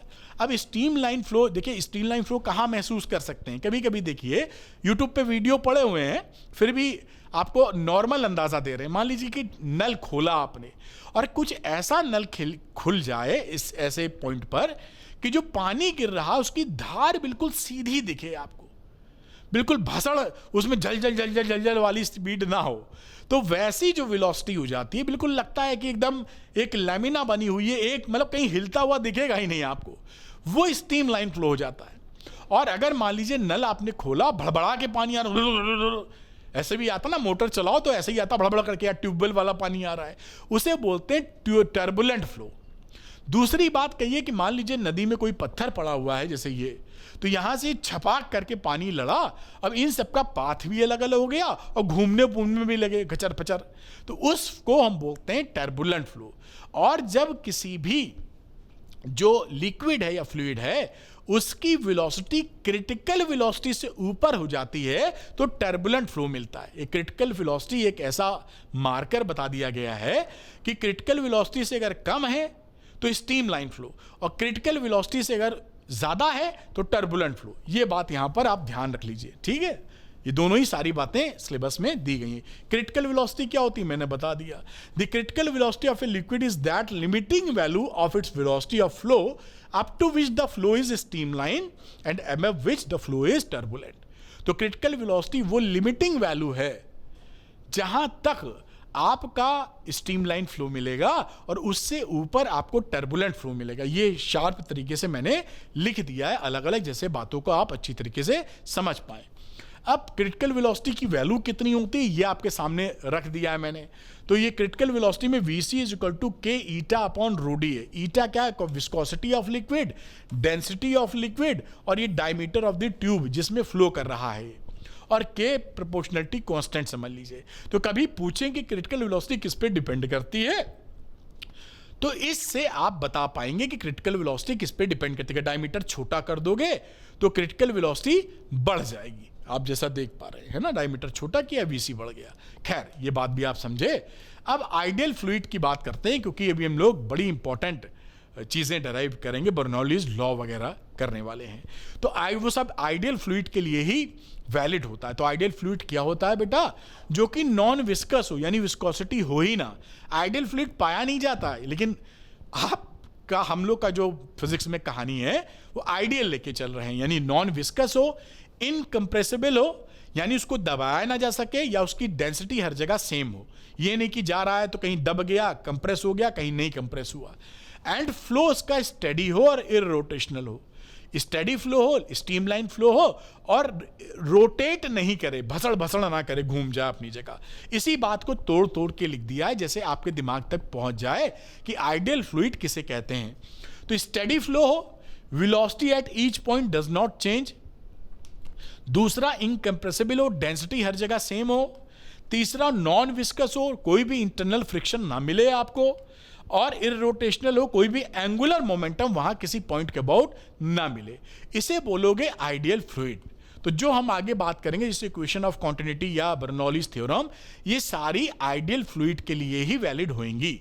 ठीक है, अब इक्वेशन ऑफ कॉन्टिन्यूटी क्या बोलती है कि states that the streamline flow, ideal fluid में स्ट्रीमलाइन फ्लो होना चाहिए, तो स्ट्रीमलाइन फ्लो हो और नॉन विस्कस इनकंप्रेसिबल यानी आइडियल फ्लूइड हो। उस समय जो क्रॉस सेक्शनल एरिया है और जो वेलोसिटी है उसका प्रोडक्ट कांस्टेंट होता है, यानी a1 v1 बराबर a2 v2। यहां पर देखिए एक बॉटल नुमा बनाया, यहां पर एरिया ऑफ क्रॉस सेक्शन ज्यादा है, इसको a1 मान लीजिए। यहां पर जो वेलोसिटी इसको v1 मान लीजिए। यहां पे क्रॉस सेक्शन एरिया छोटा है और वेलोसिटी v2 है, तो इसमें रिलेशन क्या मिलेगा, a1 v1 is equal to a2 v2। इसे बोलते हैं इक्वेशन ऑफ कॉन्टिन्यूटी। इसी का कभी कभी आपसे पूछते हैं कि जो डीप वाटर होता है, गहरा पानी, वो शांत होता है। आप कहीं पे नदी में जाएंगे तो जहां पर शांति आपको दिखेगी वो क्या है, गहरेपन का निशान है। और जहां बड़बड़ बड़बड़ पानी बह रहा है जैसे झरना टाइप का, तो वहां गहरापन कब है, क्योंकि होता क्या है डीप वाटर में कि एरिया ऑफ क्रॉस सेक्शन काफी ज्यादा हो जाता है, तो वेलोसिटी कम हो जाती है, तो बहुत धीरे धीरे पानी बहता। और एरिया ऑफ क्रॉस सेक्शन कम कर दोगे, डेप्थ कम है, तो वेलोसिटी काफी तेज हो जाएगी। इसलिए बोलते हैं कि जो गहरा पानी होता है वो नॉर्मली शांत होता है या उसकी वेलोसिटी काफी कम होती है। खैर, अब इक्वेशन ऑफ कॉन्टिन्यूटी को हम लोग प्रूफ करेंगे या उसका डेरिवेशन करने वाले हैं। आइए फटाफट डेरिवेशन देखते हैं। जैसा आप दे पाए कि एक फ्लो कर रहा है फ्लूइड, दो क्रॉस सेक्शन हमने लिए हैं। यहां पर आप area a1 v1 a2 v2 समझ सकते हैं, बाकी कोई डिफरेंस आएगा तो हम दिखाएंगे आपको। तो एट सेक्शन ए यहां पर वेलोसिटी कितनी है, v1, क्रॉस सेक्शन एरिया है a1 और डेंसिटी है ρ1। इसी तरीके से अगर हम सेक्शन बी पर मान लें तो वेलोसिटी v2 है, क्रॉस सेक्शन एरिया a2 है और डेंसिटी ऑफ फ्लूइड ρ2 है। ये दो पॉइंट्स हैं जहां पर हमने फ्लूइड का कुछ parameter, velocity, cross section area और डेंसिटी आपके सामने लिख दी है। अब ये हम जानते हैं कि यहां पर कितना मास इसको क्रॉस करके जा रहा है वो हम निकालेंगे। तो मास की वैल्यू होती है वॉल्यूम इनटू डेंसिटी। तो अगर मैं इस पॉइंट से डेल्टा टी टाइम में कितना मास ऑफ फ्लूइड चला गया है इसकी बात करूं तो इसको कैसे लिख सकते हो, ये देखिए हो गया वॉल्यूम, ये हो गया डेंसिटी, तो ये हो गया मास और कितने टाइम, तो एक टाइम में गया और कितने टाइम में गया वो डेल्टा टी से मल्टीप्लाई कर दीजिए। तो ये जो m1 मास आया है, डेल्टा टी टाइम में कितना मास ऑफ फ्लूइड आगे बढ़ गया है इसकी वैल्यू यहां पर m1 हो गई। अब हम सिमिलरली यहां की बात करते हैं कि डेल्टा टी टाइम में कितना मास आगे वहां से बढ़ गया है, तो m2 की वैल्यू हो गई a2 v2, इसी तरह ρ2 इंटू डेल्टा टी। अब क्या है, बाई कंजर्वेशन ऑफ मास, मतलब जितना मास यहां से जाएगा उतना ही मास यहां निकलेगा, क्योंकि बीच में कोई रिजर्वायर या कोई गोडाउन या कोई रुकने वाली व्यवस्था तो है नहीं। तो जितना मास गया उतना मास वहां निकला, इसलिए आप दोनों मासेस को इक्वेट कर दीजिए m1 बराबर m2। तो यहां पर आप देखेंगे a1 v1 ρ1 into delta t, a2 v2 ρ2 into delta t. अब क्योंकि हमारा जो लिक्विड है वो इनकंप्रेसिबल है, इनकंप्रेसिबल का मतलब डेंसिटी थ्रू आउट सेम है, तो ρ1 और ρ2 दोनों बराबर हो गए, इसको रो कह सकते हो, ये ρ1 ρ2 में। तो अब आप यहां क्या लिख पाओगे, a1 v1 rho into delta t, a2 v2 rho into delta t, क्योंकि ρ1 ρ2 बराबर हो गए थे। अब ये रो इंटू डेल्टा टी पूरा पूरा यहां से देखिए कट गया, ये भी रो कट गया, रो भी कट गया, तो वैल्यू क्या मिल गई, a1 v1 is equal to a2 v2। और यही तो हमें यानी av बराबर कांस्टेंट, यही इक्वेशन ऑफ कॉन्टिन्यूटी थी, इसका प्रूफ आपने कर लिया। तो ये इक्वेशन ऑफ कॉन्टिन्यूटी का प्रूफ है बेटा। और देखिए इसको याद भी रखिएगा कि एक आइडियल लिक्विड में स्ट्रीमलाइन फ्लो के अंदर a1 v1 a into v is equal to constant होता है, ये बड़ा इंपॉर्टेंट प्रूफ है। दिस इज पूरा वीडियो देखते रहिए, मैं सारा इंपॉर्टेंट जो चीजें हैं वो टिक कराने वाला हूं. This is very important. Equation numerical के लिए भी और फॉर्मूला मतलब डेरिवेशन के लिए भी. आइए एक कदम, ये क्या है? Equation of continuity. बढ़िया समझ में आया होगा. अब देखिए एनर्जी ऑफ ए फ्लूइड. अब हम बर्नौली थ्योरम के प्रूफ करने की तरफ बढ़ रहे हैं, तो उससे पहले कुछ बातें आपको बताएंगे जिससे बात पकड़ पाए. जैसे जो फ्लूइड होता है स्टेडी फ्लो में, वो 3 तरह की एनर्जी कैरी करता है. काइनेटिक एनर्जी, पोटेंशियल एनर्जी और प्रेशर एनर्जी. कितनी कितनी वैल्यू होती है वो समझा देते हैं, तभी मजा आएगा. तो जो काइनेटिक एनर्जी होती है, जो फ्लूइड फ्लो कर रहा है स्टेडी फ्लो के अंदर, वो कितनी काइनेटिक एनर्जी होल्ड करता है? Half mv². तो kinetic energy per unit mass कितना होगा? हाफ mv² को मास से डिवाइड कर दो तो हाफ v². और kinetic energy per unit weight, weight का मतलब है इसको mg से डिवाइड कर दो तो हाफ v²/g. यही जो kinetic energy per unit wait होता है, इसी को बोलते हो वेलोसिटी हेड. ये फॉर्मूले में यूज किया जाएगा, इसलिए पकड़े रहना जरूरी है. तो this is velocity head is equal to half v²/g. इसको याद कर लो, इसलिए ब्रैकेट, रेक्टेंगुलर ब्रैकेट लगा दिया है. दूसरी बात भी हमें याद करनी है, ये kinetic energy per unit volume कितना होता है. तो हाफ mv² को वॉल्यूम से डिवाइड कर दीजिए तो हाफ ρv². ये दोनों चीज आपको याद होनी चाहिए जिससे कि बातें समझ पाएं. ये क्या है? वेलोसिटी हेड हाफ v²/g, और ये है kinetic energy per unit volume जो कि हाफ ρv² है. उम्मीद है ये बात आप पकड़ पाए होंगे. अब पोटेंशियल एनर्जी का इसी तरह जिक्र किया जाए तो उसकी वैल्यू होती है mgh के बराबर. तो potential energy per unit mass कितना हो गया? मास से डिवाइड कर दो तो gh के बराबर. Potential energy per unit wait mgh/mg यानी h. तो ये पोटेंशियल हेड हो गया h हमारा. और ये हमें याद करना, पोटेंशियल हेड या जो हेड वाला लिखा है या पर यूनिट वॉल्यूम को भी हमको याद करना है. Potential energy per unit volume क्या हो जाएगी? mgh/v ρgh, क्योंकि m/v डेंसिटी होता है. तो ये काइनेटिक एनर्जी के 2 इंपॉर्टेंट पॉइंट, वेलोसिटी हेड और kinetic energy per unit volume, और ये पोटेंशियल हेड और potential energy per unit volume. अभी हमारी एक एनर्जी और बची है, प्रेशर एनर्जी. तो आइए प्रेशर एनर्जी के बारे में समझ लेते हैं. तो energy possessed by liquid by virtue of its pressure. Pressure की वजह से जो फ्लूइड के पास एनर्जी होती है उसकी हम लोग बातचीत कर रहे हैं. समझाने के लिए एग्जांपल ले लेते हैं. मान लीजिए एक यहाँ कंटेनर है जिसमें एक छेद है, पिस्टन लगा रखा है, और प्रेशर जो यहाँ एक्सर्ट कर रहा है फ्लूइड वो P है. इस प्रेशर की वजह से जो पिस्टन है वो x डिस्टेंस खिसक गया है और इसका क्रॉस सेक्शन एरिया A है. तो देखते हैं प्रेशर एनर्जी कितनी हुई. तो ये मैंने आपको समझा दिया है. Suppose piston moves x distance under pressure P.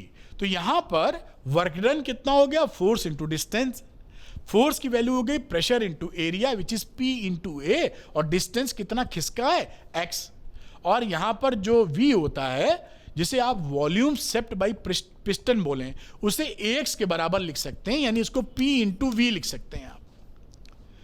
Volume को, जो वॉल्यूम सेप्ट किया है पिस्टन ने, उसे A इंटू एक्स लिखा जा सकता है. तो अब देखिए, this work done gets stored as a pressure energy of liquid of volume V. इस प्रेशर एनर्जी के फॉर्म में लिक्विड में सेव हो जाएगा. अब देखिए प्रेशर एनर्जी क्या हो गई वॉल्यूम की? V वॉल्यूम की P इंटू V ऊपर लिखा था हमने, और pressure energy per unit volume कितनी हो गई? P. और ये दोनों ही बातें हमको याद रखनी है. तो pressure energy per unit mass की बात कर लें, दैट इज P/ρ. और प्रेशर, ये देखिए यहाँ पे प्रेशर हेड, तो प्रेशर हेड पर यूनिट वेट होता है, तो ये प्रेशर हेड है P/ρg, और pressure energy per unit volume है P. तो ये जो रेक्टेंगुलर ब्रैकेट में है वो आपको याद होना चाहिए, क्योंकि बर्नौलीज थ्योरम को प्रूव करते वक्त वो आपके काम आएगा. तो 3 तरह की एनर्जी, काइनेटिक, पोटेंशियल और प्रेशर. बढ़िया. अब हम बर्नौली थ्योरम को समझते हैं और इसको प्रूव करेंगे. ध्यान रखिएगा, जो बर्नौली थ्योरम है वो स्ट्रीम लाइन फ्लो में ही वैलिड होती है, टर्बुलेंट फ्लो में ये वैलिड नहीं होती. क्या होती है बर्नौली थ्योरम?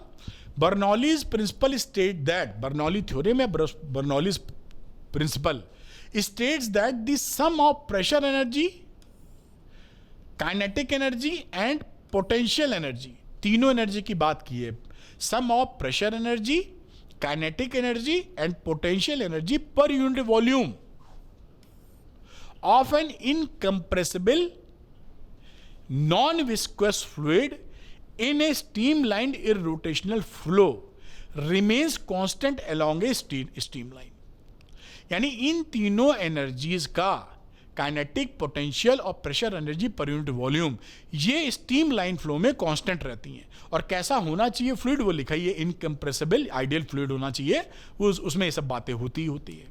और मैथमेटिकली अगर लिखें तो ये आप देख रहे हैं per unit volume pressure energy P थी, kinetic energy per unit volume half rho V square था और potential energy rho g s था। तो ये एक मैथमेटिकल एक्सप्रेशन हो गया बर्नौलीज थ्योरम का या बर्नौलीज प्रिंसिपल का।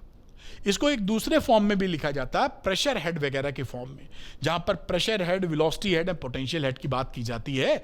इसको ऐसे भी याद करिएगा, P upon rho g pressure head, half v square upon g velocity head and H potential head बराबर constant. This is the Bernoulli's principle या बर्नौलीज थ्योरम। काफी इसका इस्तेमाल हम लोग करने वाले हैं। आइए इसको डेरिवेशन करते हैं इसका कि किस तरह से इसको हम डेराइव कर सकते हैं। तो यहां पर 2 पॉइंट लिए हैं। एक पॉइंट पर हमने इसका क्रॉस सेक्शन, ए पॉइंट है, क्रॉस सेक्शन एरिया A1 है, वेलोसिटी फ्लूइड की V1 है और प्रेशर P1 है।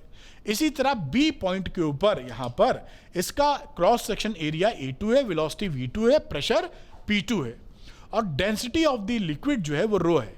इनकम्प्रेसिबल फ्लूइड है या लिक्विड है तो डेंसिटी थ्रू आउट सेम लेके हम लोग चलेंगे। अब देखिए यहां पर क्या, as fluid is incompressible, so whatever mass enters at a, जो भी मास यहां से इंटर होता है वही मास इस बी से निकलेगा, क्योंकि बीच में फ्लूइड को दबाया नहीं जा सकता, इनकम्प्रेसिबल है, तो जो मास गया वही निकलेगा। ठीक है, डेल्टा यहां लिखा है डेल्टा टाइम टी के अंदर। ठीक, तो मास कितना है, वॉल्यूम इंटू डेंसिटी होता है, जिसे आप area into length into density भी लिख सकते हैं। बढ़िया। अब यहीं पर अगर आप देखें तो मास कितना हो गया डेल्टा टी टाइम में, तो डेल्टा टी से मल्टीप्लाई कर देना, हम कर चुके हैं इक्वेशन ऑफ कॉन्टिन्यूटी में। A1 V1 delta T into rho, delta T time में कितना मास ए से गया है और कितना मास बी से पास हुआ है डेल्टा टी टाइम में, तो A2 V2 delta T into rho, ये बात आपकी पकड़ में आई होगी। फ्रॉम इक्वेशन नंबर 1 यहां पर देखिए delta T and rho cancel कर दीजिए, तो ये equation of continuity A1 V1 equal to A2 V2 निकल आया बढ़िया से। इस एक्सप्रेशन की जरूरत पड़ेगी इसलिए ऐसा बताया है, वरना सीधे इक्वेशन ऑफ कॉन्टिन्यूटी का इस्तेमाल कर लेते। अब change in kinetic energy of the fluid, भाई यहां से यहां पहुंचा है तो उसकी काइनेटिक एनर्जी में डेल्टा के में कितना चेंज हुआ है, तो वो KB माइनस के है। यहां पर जो काइनेटिक एनर्जी है KB, यहां पर जो काइनेटिक एनर्जी है KA, घटा दीजिए तो half M V2 minus V1 का square, V2 square minus V1 square. यहां वेलोसिटी V2 थी, यहां वेलोसिटी V1 थी, घटा मारा। अब ये वैल्यू देखिए, यहां पर मास की जगह ये वैल्यू हमने आप पुट कर दी है, A1 V1 delta T into rho, और ये हो गया V2 square minus V1 square. Clear. इसी तरह चेंज इन पोटेंशियल एनर्जी निकाला, यहां पर जो पोटेंशियल एनर्जी का डिफरेंस है उसको निकाल लेते हैं, delta U, UV minus UA, तो ये होता है mgh, तो mg H2 minus H1, change in potential energy. अब यहां पर देखिए मास को फिर हमने यहां से वैल्यू रख दी, A1 V1 delta T into rho और GH2 माइनस H1 यूजिंग 1। अब यहां पर अगर आप देखें तो net work done on fluid, इस फ्लूइड पर कितना वर्क डन किया गया है, तो यहां पर A पे जितना किया है work done on fluid A इतना किया है, और इस फ्लूइड ने यहां से यहां तक कितना वर्क डन किया वो घटा दीजिए। हमने जो वर्क डन किया A पर वो प्लस इस फ्लूइड ने कितना वर्क डन किया है A से B तक में वो घटा दीजिए। तो ये देखिए ध्यान दीजिएगा, यहां लिखा है ऑन द फ्लूइड, यहां लिखा है बाय द फ्लूइड, इस बात को पकड़ना बेटा, नहीं रह जाएगा मामला। तो यहां क्या है, net work done on the fluid क्या है, work done on the fluid at point A और work done by the fluid at point B। ठीक है, अब ये बात तो हमने लिखी दी थी।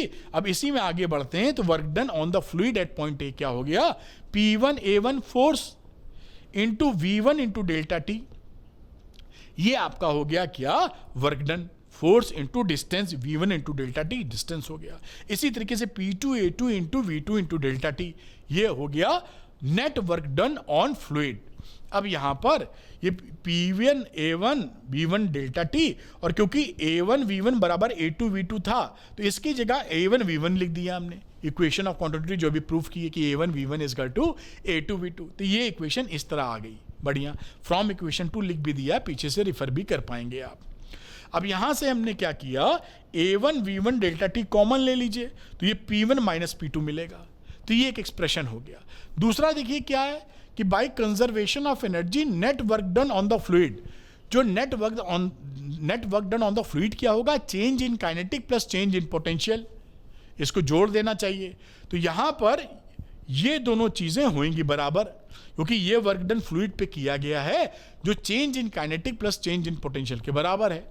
तो ये A1 V1 delta T P1 minus P2, और ये चेंज इन कहीं पीछे जो लिखी थी वो लिखी, और चेंज इन पोटेंशियल ये लिख दी। अब यहां देखिए A1 V1 T सब में कॉमन है, तो इस इक्वेशन को हम लोग क्या करेंगे, A1 V1 डेल्टा T से डिवाइड कर देंगे।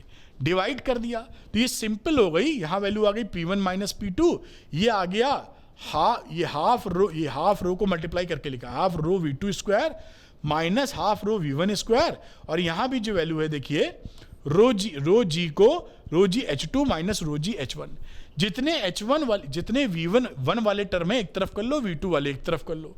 तो यहाँ P1 के साथ देखिए इसको इधर ले आए और इसको भी इधर ले आए, बाकी P2 वाले को एक तरफ, तो P1 plus half rho V1 square plus rho g H1, P2 plus half rho V2 square plus rho g H2, और ये चीज क्या है, ये देखिए 1 और 2 पर एनर्जी टोटल बराबर हो गई, तो P plus half rho V square plus rho g H की वैल्यू हो गई कांस्टेंट, और ये बर्नौलीज थ्योरम आपकी हो गई प्रूव्ड। इस तरीके से ये सुपर इंपॉर्टेंट थ्योरम है और बहुत से बच्चों को ये समझ में नहीं आती, इसलिए इसकी प्रैक्टिस अच्छे से कर लेना जरूरी है जिससे आप इसको बना पाएं।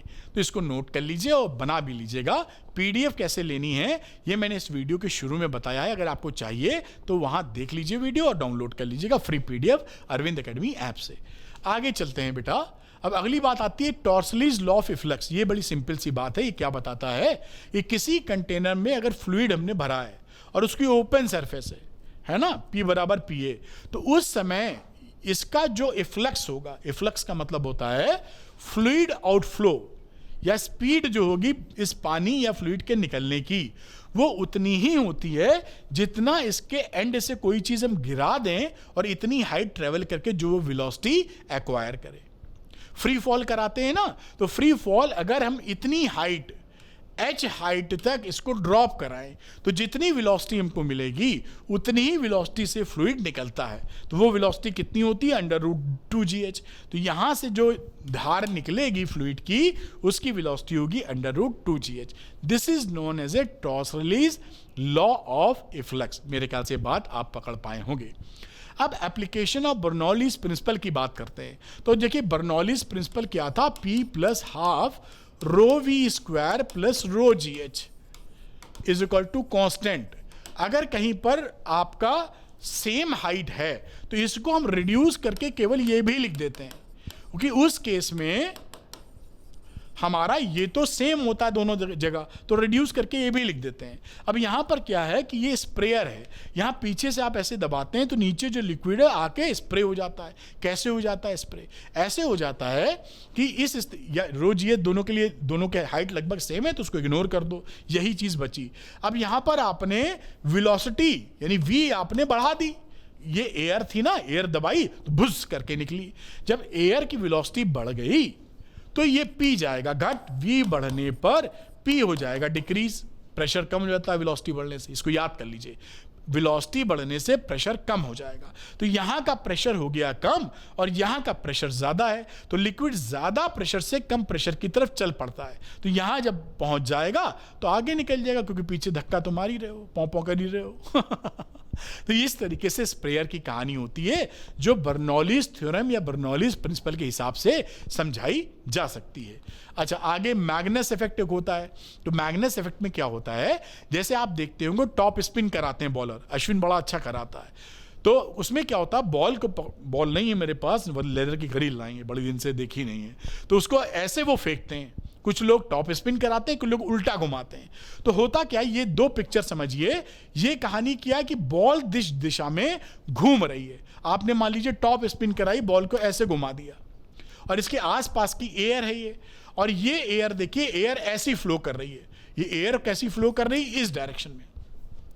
तो इन दोनों का कंबाइंड इफेक्ट क्या होगा, ये वेलोसिटी ऐसे है, ये ऐसे, तो यहां पर वेलोसिटी कम हो जाएगी क्योंकि ये आगे जा रही है बॉल, ये उल्टी, तो टोटल जो एयर की वेलोसिटी होगी और इसकी मिला के उस बॉल की जो वेलोसिटी है वो घट जाएगी। एक v आगे, एक v पीछे। यहां पर दोनों, इसका v इधर और इसका भी v, तो यहां पर v जाएगा बढ़, ये बढ़ जाएगा, घटाने का निशान लगा दिया मैंने, तो इरेज कर देते हैं इसको। तो यहां पर आपकी वेलोसिटी बढ़ जाएगी। समझ में आ रही है बात ना, क्योंकि दोनों की वेलोसिटी यहां एक डायरेक्शन में, यहां पर हवा की इधर और इसकी इधर अपोजिट में। तो यहां पर देखिए क्या हुआ कि वेलोसिटी लो हो गई तो प्रेशर हाई। आपने देखा था वेलोसिटी कम तो प्रेशर हाई, और वेलोसिटी ज्यादा तो प्रेशर कम। तो यहां प्रेशर कम है, यहां प्रेशर ज्यादा, तो बॉल नीचे की तरफ high pressure, low pressure area में कर्व्ड कर जाती है। तो ये जो आपका प्रोजेक्टाइल मोशन होता है वो फॉलो नहीं करती।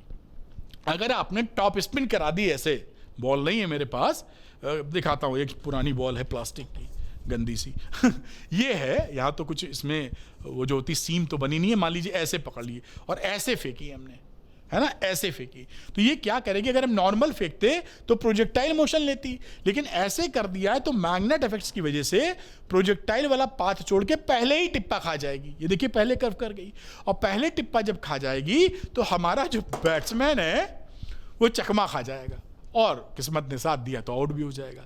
ये कहानी होती है मैग्नेट इफेक्ट। तो जो नॉर्मल प्रोजेक्टाइल पाथ होता है उसको ये तोड़ देती है, क्योंकि मैग्नेट इफेक्ट की वजह से। उम्मीद है ये भी आप समझ पाए।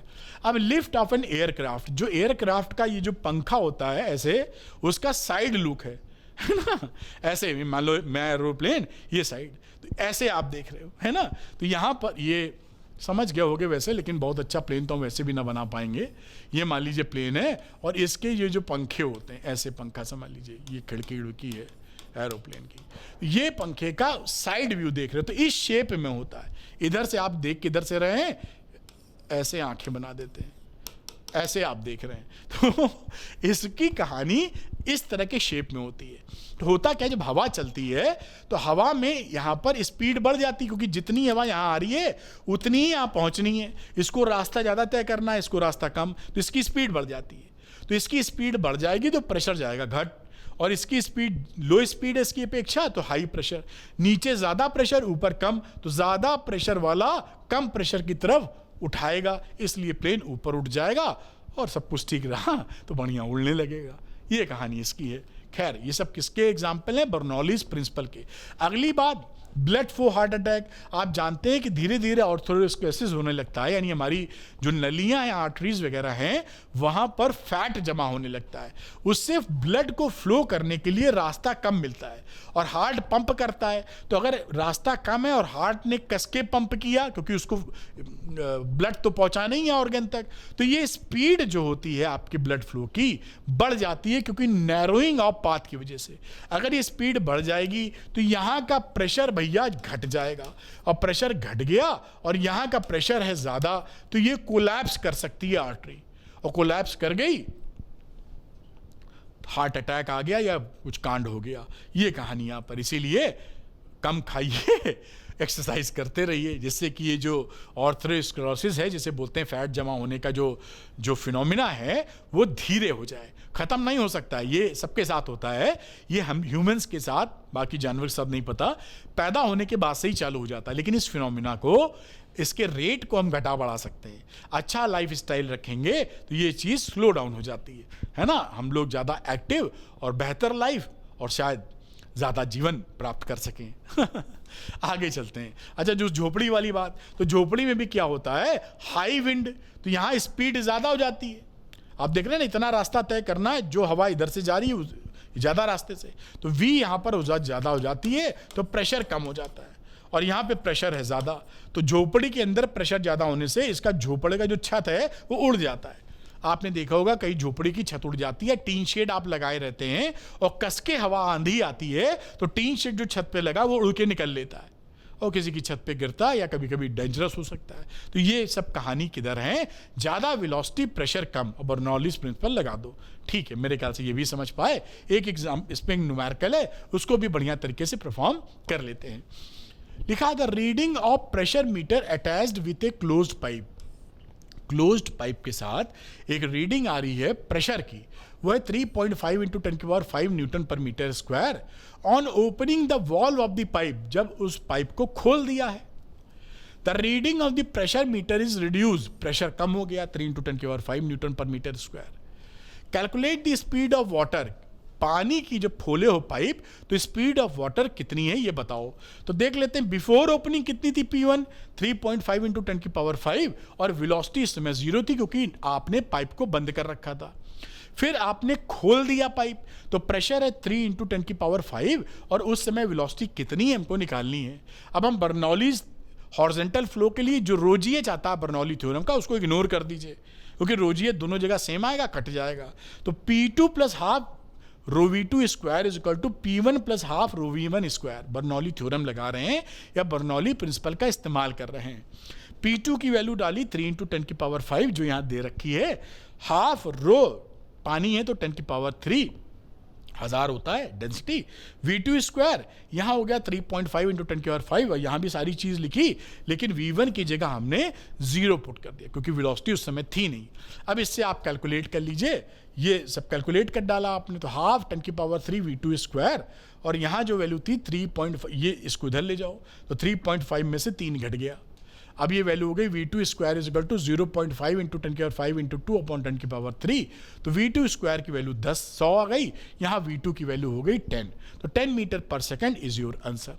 इस तरह से बर्नौलीज प्रिंसिपल या बर्नौली थ्योरम लगाकर आप चीज़ों को सॉल्व कर सकते हैं। बहुत आसान है, एक बार ध्यान से समझ लीजिए और थोड़ी प्रैक्टिस कर लीजिए, फिजिक्स में मजा आ जाएगा आपको। एकदम सरल भाषा का उपयोग कर रहे हैं, कहीं कोई भसड़ आपको नहीं मिलेगी। चलिए एक कदम और आगे बढ़ाते हैं। अब आता है कोहेसिव और एडहेसिव फोर्स की बातचीत। तो बेटा कोहेसिव फोर्स क्या होता है? दो सेम मॉलिक्यूल्स के बीच में जो फोर्स ऑफ अट्रैक्शन होता है उसे कोहेसिव फोर्स बोलते हैं। वाटर के अंदर वाटर मॉलिक्यूल के बीच जो अट्रैक्शन का फोर्स है वो कोहेसिव इन नेचर है। इसी वजह से सॉलिड्स का डेफिनेट शेप होता है और उसका साइज होता है। दूसरा एडहेसिव फोर्स की बात करें तो दो अलग अलग मॉलिक्यूल्स के बीच में, अलग अलग सब्सटेंस के मॉलिक्यूल के बीच में जो फोर्स लगता है उसको एडहेसिव फोर्स बोलते हैं। जैसे पानी टेबल पे गिर जाए तो पानी पोंछ भी देते हो तो टेबल गीली हो जाती है, उसका कारण क्या है? पानी और आपकी टेबल के बीच का एडहेसिव फोर्स ज्यादा है, इसलिए चपक जाता है। या आप अब ब्लैक बोर्ड पर या व्हाइट बोर्ड पर मार्कर से आपके टीचर लिखते हैं तो इंक चिपक जाती है व्हाइट बोर्ड पर। क्यों? क्योंकि जो इंक का पार्टिकल है और व्हाइट बोर्ड के बीच की फ्रिक्शन की वजह से, एडहेसिव फोर्स की वजह से वो चपक जाते हैं। वहां बोर्ड का मॉलिक्यूल और आपके इंक का मॉलिक्यूल का अट्रैक्शन ज्यादा होता है बशर्ते इंक के बीच का कोहेसिव फोर्स है। तो अलग अलग मॉलिक्यूल के बीच में एडहेसिव, एक ही के बीच में कोहेसिव, इतनी सी बात है। अब देखिए सरफेस टेंशन की हम बात करेंगे क्योंकि यहीं से धीरे धीरे बात आगे बढ़ेगी। अब सरफेस टेंशन में क्या होता है कि द प्रॉपर्टी, ये एक सरफेस टेंशन प्रॉपर्टी है जिसकी वजह से देखिए by virtue of which the free surface of a liquid, जैसे लिक्विड की ये फ्री सरफेस है, एट रेस्ट, ध्यान रखिएगा जब रुकी हुई हो, शांति पकड़े हो, behave likes N elastic stressed membrane. ये कैसी दिखती है जो सरफेस है? जैसे कि इलास्टिक स्ट्रेस्ड एक मेम्ब्रेन है, किसी भी मेम्ब्रेन या झिल्ली को खींचा हुआ है ऐसी होती है और वो कोशिश कर रही होती है टेंडिंग टू कॉन्ट्रैक्ट, ये ऐसी कोशिश कर रही होती है कि और छोटी हो जाए, to occupy minimum surface area. ये जो सरफेस है वो मिनिमम सरफेस एरिया अचीव करे। तो ये सरफेस टेंशन एक प्रॉपर्टी है फ्लूइड की जिसकी वजह से जो सरफेस पर जो उसकी लेयर होती है वो इस इलास्टिक स्ट्रेस्ड मेम्ब्रेन की तरह होती है और वो सरफेस की कोशिश करती है कि वो कॉन्ट्रैक्ट कर जाए जिससे कि मिनिमम सरफेस एरिया वो होल्ड कर सके। तो this is the property of surface tension. तो सरफेस टेंशन को मेजर किया कैसे किया जाता है, पर यूनिट लेंथ पर हम मेजर करते हैं। यानी हम क्या करते हैं, इस सरफेस पर एक इमेजिनरी लाइन ड्रॉ कर देते हैं और उस imaginary force per unit length, इसी लाइन पर जो फोर्स पर यूनिट लेंथ होता है, इसी को हम बोलते हैं सरफेस टेंशन, सिग्मा से डिनोट करते हैं। ये जो सरफेस टेंशन होता है इसका direction tangential to the, perpendicular to the line and tangential to the surface of the liquid या फ्लूइड के डायरेक्शन में होता है। तो ये जैसे फ्लूइड है तो इसी डायरेक्शन में ऐसे होएगा, है ना, और परपेंडिकुलर टू द लाइन। तो sigma is equal to F upon L, याद करके रखना है, सिग्मा सरफेस टेंशन है। और एसआई यूनिट सरफेस टेंशन की न्यूटन पर मीटर और डायमीटर आप देख रहे हैं वो हो जाएगा dimension. Some phenomena based on surface tension, जैसे कि निडल को कभी कभी आप क्या करें, एक कागज का सोखता पेपर ले लें, टिश्यू पेपर, उस पर एक निडल रख दें, सुई, और पानी में रख दें। थोड़ी देर में जो सोखता पेपर है, टिश्यू पेपर, एब्जॉर्बेंट वाला पेपर, वो गीला होकर पानी में बैठ जाएगा और वो फ्लूइड पर वो निडल तैरती हुई दिखेगी आपको। ये सरफेस टेंशन की वजह से ही होता है। इसमें ये सरफेस टेंशन पे फोर्स लग रहे होते हैं, दोनों फोर्स, उसका रिजल्टेंट इस वेट को बराबर कर लेता है। इसी तरह endless wet thread on a soap film, एक सोप फिल्म है, उस पर अगर आप एक थ्रेड डाल देंगे तो वो गोल शेप ले लेता है। अगली बात करें स्मॉल मर्करी ड्रॉपलेट्स, वो स्फेरिकल इन शेप होती हैं क्योंकि उनका जो सरफेस एरिया है वो कम से कम रखना चाहता है सरफेस टेंशन की वजह से, और भारी अगर हो जाएंगी बड़ी तो वेट की वजह से वो पिचक जाती हैं, थोड़ी सी ओवल शेप्ड हो जाती हैं। ये सारे क्या हैं, सरफेस टेंशन से जुड़ी हुई घटनाएं। बग फ्लोट, एक कीड़ा जो होता है, आप देखेंगे जो मच्छर अक्षर होते हैं वो पानी के ऊपर मजे से तैर रहे होते हैं, वो यही कीड़ा बनाया है, इसके पैर हैं, यहाँ सरफेस टेंशन का देखिए फोर्स लग रहा है, उस फोर्स का रिजल्टेंट इसके वेट को बैलेंस कर लेता है। अगर उसी पानी में जैसे डेंगू मलेरिया फैल रहा होता है तो लोग कहते हैं कि पानी इकट्ठा ना होने दें, और कहीं इकट्ठा अगर है और हट नहीं पा रहा है तो उसमें तेल डाल दें, किसी चीज का छिड़को, तेल डाल देंगे तो ये जो सरफेस टेंशन यहाँ का कम हो जाएगा। तो जब मच्छर साहब बैठने की कोशिश करेंगे तो डूब जाएंगे उसके अंदर, तो बैठेंगे ही नहीं, है ना। तो या तो पानी इकट्ठा ना होने दे, सबसे बढ़िया तो वही, जिससे लार्वा मच्छर के डेवलप ना हो डेंगू मलेरिया से बचने के लिए।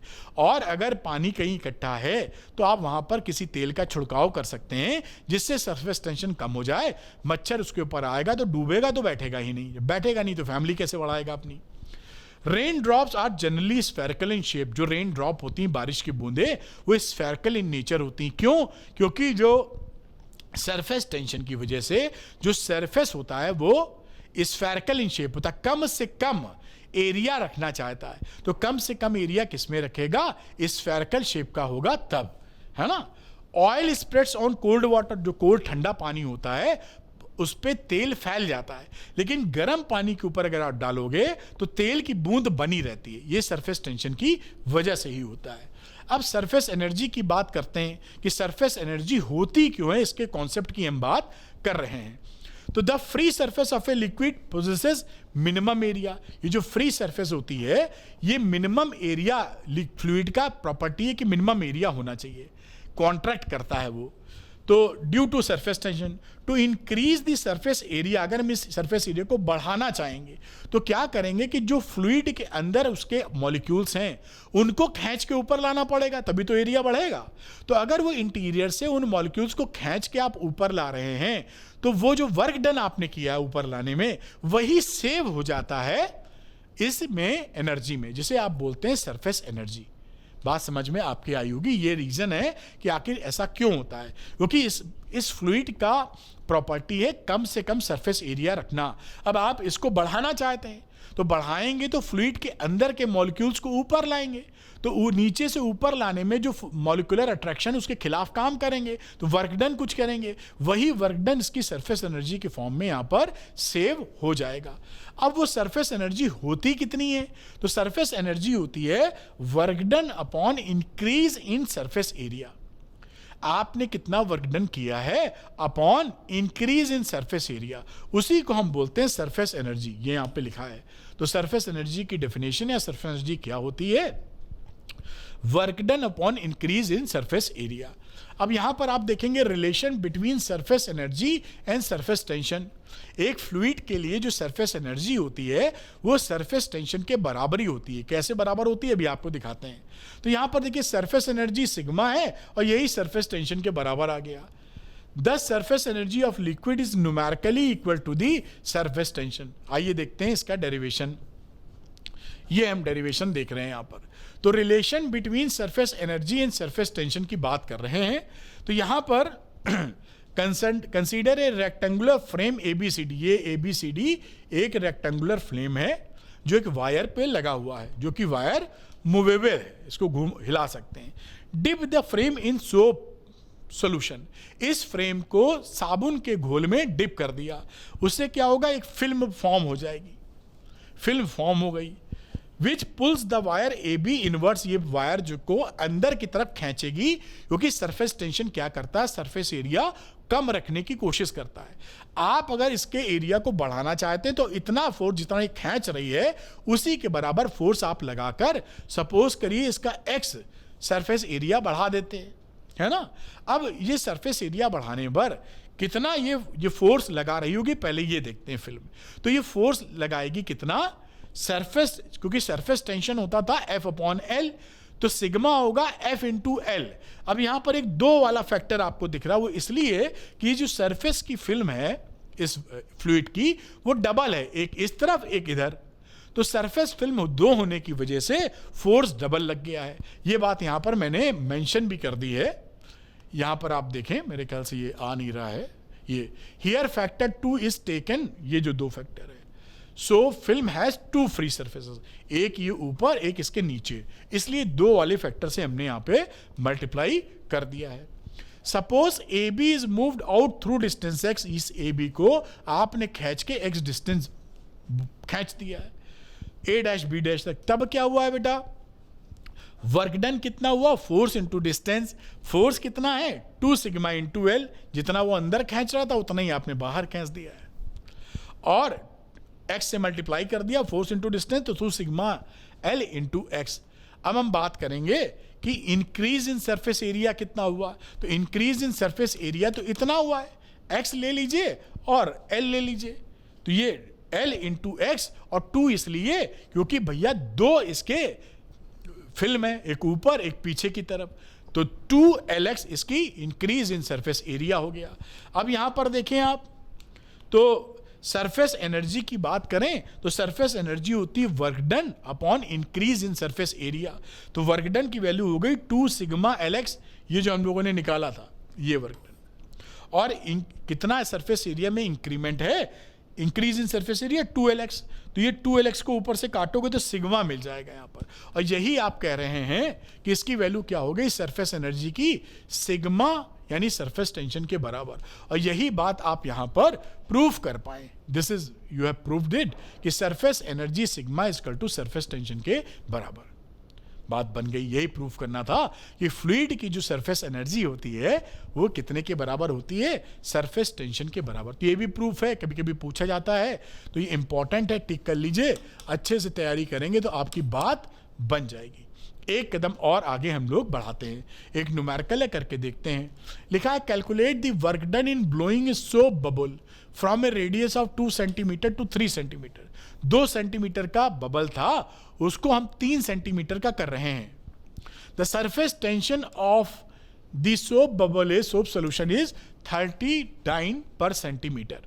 ठीक है, अब यहां पर देखिए कि यहां पर R1 की वैल्यू दे रखी है 2 सेंटीमीटर पहले की रेडियस, और R2 की वैल्यू है 3 सेंटीमीटर, और सिग्मा दे रखा 30 डाइन पर सेंटीमीटर। तो यहां पर इंक्रीज इन सरफेस एरिया क्या हो गया, इंक्रीज इन सरफेस एरिया देखिए डबल कर दिया, क्योंकि सोप बबल है ना, तो इसके एक बाहर सरफेस 1 और एक अंदर सरफेस 2 है। तो इसका सरफेस एरिया होता है 4 पाई आर स्क्वायर, लेकिन डबल है इसलिए 2 से मल्टीप्लाई कर दिया। तो 2 इंटू 4 पाई R2 square minus R1 square, ये हो गया increase in surface area.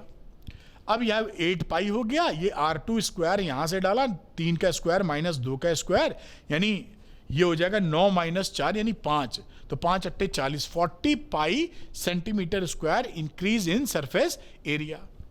Work done कितना होगा? वर्क डन होता है sigma into increase in surface area, तो सिग्मा से यहां पे कर दीजिए आप मल्टीप्लाई, ये सिग्मा हो गया 39 पर सेंटीमीटर, और ये बेटा इंक्रीज इन सरफेस एरिया कितना है 40 पाई, तो 30 इंटू 40 इंटू 3.142 मल्टीप्लाई किया तो 3770.4 अर्ग आपकी वैल्यू आ गई।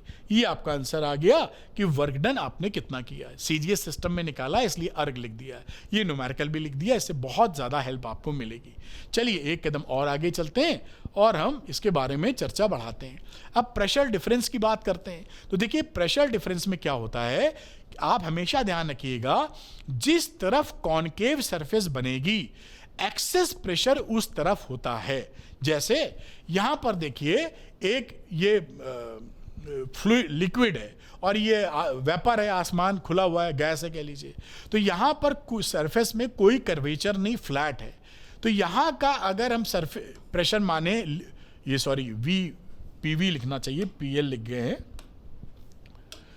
ये लिखा हुआ था ऑलरेडी वहां पे, ये पीवी है, देखिए पीवी मतलब वेपर का प्रेशर और इसके अंदर का प्रेशर है पीएल, तो इस समय ये दोनों इक्वल होंगे, पीएल बराबर पीवी, कहीं भी किसी भी साइड एक्सेस प्रेशर नहीं होगा अगर फ्लैट सरफेस है। लेकिन मान लीजिए यहां पर ये सरफेस कैसी हो गई लिक्विड की, नीचे से कॉनकेव कह दीजिए, तो उस समय क्या होगा कि pressure this liquid side will be more, ये लिक्विड साइड जहां जिस तरफ कॉनकेव शेप बने वहां प्रेशर आपका ज्यादा होगा, तो ये वेपर वाला हो गया, अंदर ये लिक्विड वाला, तो PL is greater than PV. उसका कारण क्या होता है, ये देखिए टेंजेंशियली यहां पर सरफेस टेंशन लग रहा है, क्योंकि वो लिक्विड जहां पर सरफेस होता है उसी के टेंजेंशियली लगता है, तो इन दोनों का रिजल्टेंट अंदर की तरफ आएगा फोर्स, और इस लिक्विड को इसको बैलेंस करना है जिससे कि ये कर्वेचर मेंटेन कर पाए, तो एक्सेस प्रेशर होगा तभी इस फोर्स को ये बैलेंस कर पाएगा, इसलिए PL is greater than PV. अब यहां की बात करें तो देखिए ऐसा मेनिस्कस या ऐसा स्ट्रक्चर है, तो कॉनकेव सर ये कॉनकेव है, तो पीवी की वैल्यू पीएल से बड़ी हो जाएगी। हमेशा किस तरफ प्रेशर ज्यादा लेना है, कॉनकेव साइड पर।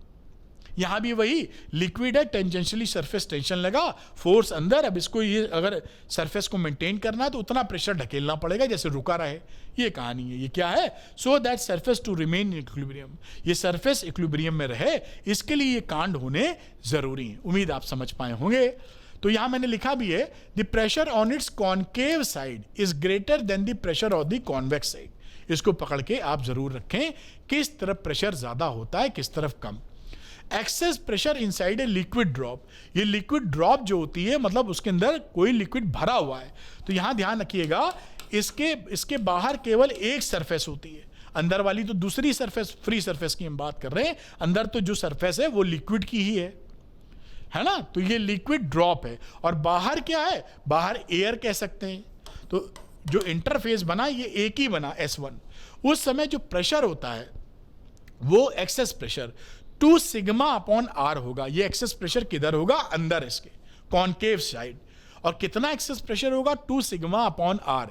यही प्रेशर इसको थोड़ा सा पुश करेगा तो ये चीजें ये अपने शेप को मेंटेन कर लेगा। ये प्रेशर कहां से आया, इसको भी हम लोग जल्दी से इसका डेरिवेशन कर देते हैं आपके लिए। तो डेरिवेशन है access pressure inside a liquid drop, liquid drop के अंदर एक्सेस प्रेशर कितना है।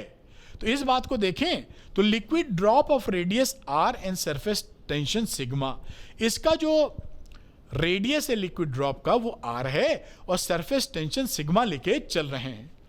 Due to spherical shape there is an excess pressure inside the drop, यहां पर एक्सेस प्रेशर होगा कॉनकेव साइड में, जैसा आपने और हमने सीखा है। This excess pressure acts normally outward, ये जो एक्सेस प्रेशर है वो बाहर की तरफ धक्का लगाएगा, है ना, पुश करेगा। अब let the radius of the drop increases, अब इस ड्रॉप की जो रेडियस पहले आर थी, इस एक्सेस प्रेशर से डी आर और बढ़ गई है रेडियस, तो अंडर एक्सेस प्रेशर पी, तो हम सरफेस एरिया में कितना इंक्रीमेंट आया ये निकालना चाहते हैं। तो इनिशियल सरफेस एरिया कितना है, 4 पाई आर स्क्वायर, और फाइनल सरफेस एरिया कितना है बेटा, 4 पाई, और अब रेडियस हो गया आर प्लस डी आर का होल स्क्वायर। तो डिफरेंस, या डिफरेंस कितना आ गया, फाइनल एसए में से ये जो फाइनल पहले निकाल लेते हैं, इसको a प्लस बी के होल स्क्वायर से खोल दीजिए, तो 4 pi a square plus b square plus 2ab। अब यहां पर dr स्क्वायर बहुत ज्यादा छोटा होगा, इसलिए इसको इग्नोर कर दीजिए, तो वैल्यू हो गई 4 pi r square plus 4 pi into 2 यानी 8 पाई आर डी आर, और लिखा भी है dr square is neglected as it is very small.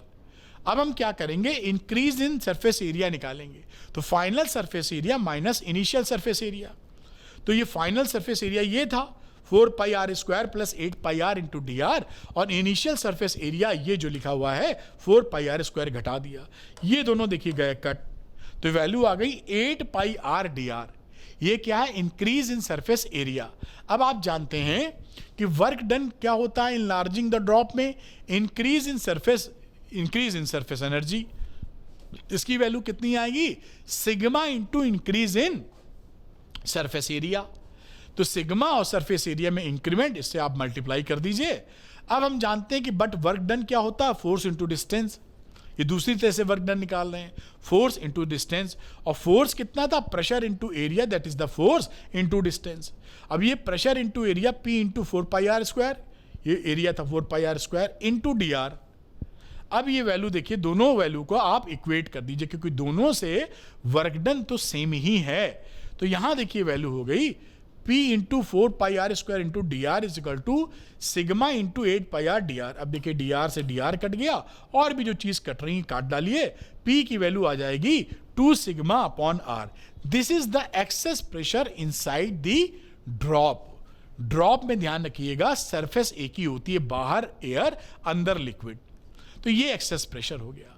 अब यही एक्सेस प्रेशर की अगर आपको बात करनी है सोप बबल में, तो सोप बबल में क्या होता है, ऐसे सोप बबल होता है, अंदर भी एयर होती है और बाहर भी एयर होती है, तो ये पहली सरफेस और ये अंदर दूसरी सरफेस, तो इसमें जो एक्सेस प्रेशर है इनसाइड द बबल वो डबल हो जाता है, दो सरफेस की वजह। उसी तरह प्रूफ कर सकते हैं आप करना चाहें तो 4 सिग्मा अपॉन आर आ जाएगा, क्योंकि दो सरफेस इन्वॉल्व हो गई हैं बबल में, दो सरफेस, क्योंकि अंदर बाहर दोनों एयर होती है।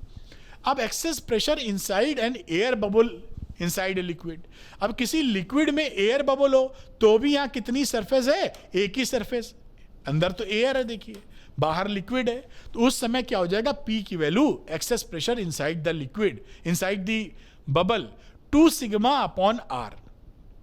और यही जो बबल है अगर किसी लिक्विड में H डेप्थ पर है, डेप्थ H पर है, तो एक्सेस प्रेशर की वैल्यू ले लोगे 2 सिग्मा आर, ये तो होगी, प्लस एच डी जी या एच रो जी और एडिशनल। अगर ये मान लीजिए बॉटम में कहीं चला जाता है ये बबल और height of the liquid H है, तो एक्सेस प्रेशर कितना लोगे, 2 sigma upon r plus h rho g. एक न्यूमेरिकल है, इसको भी परफॉर्म कर लेते हैं। The excess pressure inside a soap bubble of radius 6 millimetre is balanced by 2 millimetre column. जो एक्सेस प्रेशर है वो 2 मिलीमीटर कॉलम ऑफ ऑयल से, जिसकी स्पेसिफिक ग्रेविटी 0.8 है, उससे ये प्रेशर बराबर किया जा रहा है। Find the surface tension of soap solution, surface tension निकालना है, तो गिवन है आर की वैल्यू 6 मिलीमीटर, 6 इंटू 10 की पावर -3, ये रेडियस हो गई सोप बबल की। हाइट कितना, जिससे आप बैलेंस कर रहे हो जिस प्रेशर को, 2 मिलीमीटर, तो 2 इंटू 10 की पावर -3 मीटर, और रो की वैल्यू दे रखी स्पेसिफिक ग्रेविटी है, जिसे रिलेटिव डेंसिटी भी कहते हैं, 10 की पावर 3 करके इसको बराबर कर दिया kilogram per metre cube. Excess pressure inside soap bubble, ये सोप है, ये कितने के बराबर है, pressure by 2 mm oil column, जो इन्होंने अकॉर्डिंग टू क्वेश्चन बताया था, तो 4 सिग्मा अपॉन आर, इसकी वैल्यू हो गई एच रो जी के बराबर। ये जो आपका जो सोप बबल होता है, आपको बताया था दो सरफेस होती है, तो 4 सिग्मा आर के बराबर एक्सेस प्रेशर होगा, और एच रो जी के ये बराबर हो जाएगा। अब यहां पर सिग्मा की वैल्यू कितनी आ गई, सिग्मा, तो ये हो गया देखिए 1/4 एच आर रो जी, और यहां पर ये वैल्यू डाल दीजिए 1/4, एच की वैल्यू 2 इंटू 10 की पावर -3 ये निकाली थी, और रेडियस हो गई ऊपर से 6 इंटू 10 की पावर -3 रो और जी। अब इसको कैलकुलेट किया तो 2.35 इंटू 10 की पावर -2 न्यूटन पर मीटर, ये वैल्यू यहां पर आई है आपकी, और यही आपका आंसर हो गया। देखिए तो कितना आपका सरफेस टेंशन है आप इसको निकाल पाए, आप इसको नोट कर सकते हैं आराम से। और ध्यान रखिए कि इसका अगर पीडीएफ चाहिए तो मैंने इस वीडियो इस लेक्चर के शुरू में ही आपको बताया है, वहां से आप डाउनलोड कर सकते हैं बड़े प्रेम से पीडीएफ। अरविंद एकेडमी आपको डाउनलोड कीजिए, फ्री पीडीएफ उसके अंदर मिल जाएगा। आइए चलते हैं आगे। अब एंगल ऑफ कॉन्टैक्ट की बात होती है तो एंगल ऑफ कॉन्टैक्ट किसे कहते हैं? तो देखिए एंगल ऑफ कॉन्टैक्ट होता है जो थीटा बताते हैं, वो tangent to the liquid surface, जो भी लिक्विड सरफेस है उसके टेंजेंट खींच देते हैं। उस टेंजेंट और पॉइंट ऑफ कॉन्टैक्ट देखा है ना, between the tangent to the liquid surface at the point of contact and the solid surface.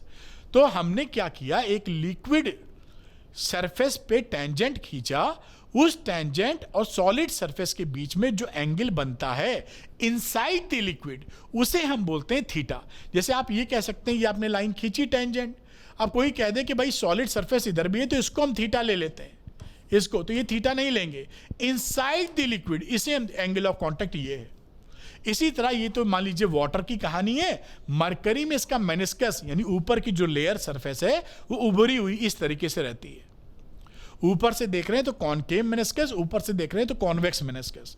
तो यहां पर मेनिस्कस बोलते हैं फिजिक्स में। तो यहां पर भी आपने ये इस पे टेंजेंट खींच दिया एक लिक्विड पे, और ये सॉलिड से ये देखिए दो एंगल बन रहे हैं, थीटा इधर और थीटा इधर। इसको नहीं लेना है, इनसाइड द लिक्विड लेना है, तो थीटा हो जाएगा, जिसे आप एंगल ऑफ कॉन्टैक्ट बोलेंगे। तो उम्मीद है ये डेफिनेशन आपको क्लियर हो गई होगी कि आप सरफेस पे, लिक्विड सरफेस पे टेंजेंट खींच दीजिए और सॉलिड सरफेस से वो जो एंगल बना रहा है inside the liquid is known as a angle of contact. ठीक है, अब एंगल ऑफ कॉन्टैक्ट की कुछ खास बातें, जैसे कि अगर एडिसिव फोर्स हमारा कोहेसिव फोर्स से ज्यादा होगा तो उस समय जो हमारा मेनिस्कस होता है वो कॉनकेव होता है। ये ऊपर से देखिए, देख रहे हैं आप, ये आंखें बना दीजिए, तो ये कॉनकेव मेनिस्कस मिलेगा और एक्यूट एंगल मिलेगा। Contact angle, angle of contact की बात कर रहे हैं, ये एक्यूट है 90 से छोटा। अगर एडिसिव फोर्स कोहेसिव फोर्स से आपका बड़ा हुआ तो ये कहानी किसके लिए होती है? वाटर के लिए, पानी के लिए लिखा होगा। दूसरी बात करते हैं, अगर एडिसिव फोर्स कोहेसिव फोर्स से छोटा होता है, यानी कोहेसिव फोर्स ज्यादा हो जाए, जो मरकरी के केस में होता है, तो उस समय आप क्या देखेंगे? Convex meniscus. ये देखिए ऊपर से देख रहे हैं और ये आपकी आ गई कॉन्वेक्स मेनिस्कस। यहां जो थीटा है एंगल ऑफ कॉन्टैक्ट, वो ऑब्ट्यूज होता है, यानी 90 डिग्री से बड़ा होता है। अब अगली तीसरी बात कर रहे हैं हम लोग, अगर एडिसिव फोर्स कोहेसिव फोर्स के बराबर है तो उस समय आपका मेनिस्कस फ्लैट मिलता है, प्लेन, और एंगल ऑफ कॉन्टैक्ट कितना होता है? 90 डिग्री। ये जहां पर हम प्योर वाटर की बात करें, डिस्टिल वाटर, जो पानी बिस्लरी की बोतल आती है, ये उम्मीद करें कि वो प्योर अगर है तो वो भी तो प्योर नहीं होता, मिनरल विनरल मिलाए रहते हैं। जो बैटरी में डालते हैं, आप सोच लीजिए शायद वो होता हो, इन्वर्टर की बैटरी में पड़ता है ना, वो जो लेके आते हैं 5 लीटर का और पानी डालना पड़ जाता है, उसे अगर आप डिस्टिल प्योर वाटर देख रहे हैं तो वहां ऐसी स्थिति आपको मिलेगी। और देखिए, अगर कोई भी वॉल्स को वेट कर रहा है, मतलब गिलास में पानी भरा और पानी निकाल लिया फिर भी गिलास गीला है, तो उसका मतलब है कि एंगल ऑफ कॉन्टैक्ट एक्यूट है, यानी एडिसिव फोर्स कोहेसिव फोर्स से बड़ा है। ये पानी के केस में होता है। वाटर वेट करता है, वेट क्यों करता है? क्योंकि उसका एडिसिव फोर्स कोहेसिव फोर्स से ज्यादा होता है और एक्यूट एंगल बनता है। और अगर वेट नहीं करे, जैसे मरकरी किसी ग्लास में डालेंगे और उसको बाहर निकालेंगे तो ग्लास गीला नहीं होगा, यानी उसका जो एडिसिव फोर्स होता है, वो कोहेसिव फोर्स जो होता है वो एडिसिव से ज्यादा होता है और ऑब्ट्यूज एंगल ऑफ कॉन्टैक्ट बनता है बेटा। अब कैपिलरिटी की बात करते हैं। एक ट्यूब ले लीजिए, शीशे का ट्यूब, शीशे की नली, जिसमें जो छेद है, बोर मतलब छेद, जैसे आप पकड़े, वो जो बोर होता है वो बहुत ही हेयर, अपने बाल के बराबर का छेद हो तो वो बन जाती है कैपिलरी, और उसकी कुछ प्रॉपर्टी होती है, उसको बोलते हैं कैपिलरिटी। तो यहां पर बात की जाए कि कैपिलरी किसे बोलेंगे, तो लैटिन वर्ड होता है कैपिला, और कैपिला का मतलब होता है हेयर। तो हेयर लाइक बोर, बोर मतलब छेद, इतना महीन छेद कि वो बाल के बराबर का छेद हो किसी नली में, किसी शीशे में, तो उसे बोलते हैं कैपिलरी ट्यूब। अब इस कैपिलरी ट्यूब को आप जब वाटर में या किसी लिक्विड में डिप करते हैं तो वो या तो ऊपर चढ़ जाता है या नीचे चला जाता है। इसको बोलते हैं कैपिलरिटी एक्शन, है ना। जैसे वाटर में डालेंगे तो पानी ऊपर चढ़ जाएगा और मरकरी में डालेंगे तो डाउन हो जाएगा। तो यही बात यहां लिखी है कि द फिनोमिना ऑफ राइज और फॉल, राइज भी हो सकता है, फॉल भी हो सकता है, of a liquid in a capillary tube in comparison to the surrounding is called capillarity. ये कैपिलरिटी इसकी प्रॉपर्टी है। अब हम एक चीज देखेंगे कि अगर हम इसको ट्यूब कैपिलरी को पानी में डाल रहे हैं सपोज, तो वो कितना ऊपर चढ़ेगी, उसका फॉर्मूला निकालेंगे, उसी को बोलते हैं ascent formula. This is again very important, समझे ना। किसी कैपिलरी को पानी में डाल रहे हो या पानी की जगह मरकरी में डाल रहे हो, तो वो अगर चढ़ रही, हम पानी केस ले रहे हैं, तो अगर वो चढ़ रही है ऊपर, तो कितना हाइट चढ़ जाएगी, एसेंट कितना कर जाएगी, एसेंट मतलब चढ़ना, उसे हम बोलते हैं एसेंट फॉर्मूला। तो कितना चढ़ती है, ये फॉर्मूला लिखा है, इसका डेरिवेशन भी करेंगे। H बराबर 2 sigma cos theta upon r rho g. यहां पर आर है रेडियस ऑफ कैपिलरी, कैपिलरी का रेडियस, और थीटा है एंगल ऑफ कॉन्टैक्ट, और this is assumed, this is the ascent formula rise of liquid in capillary.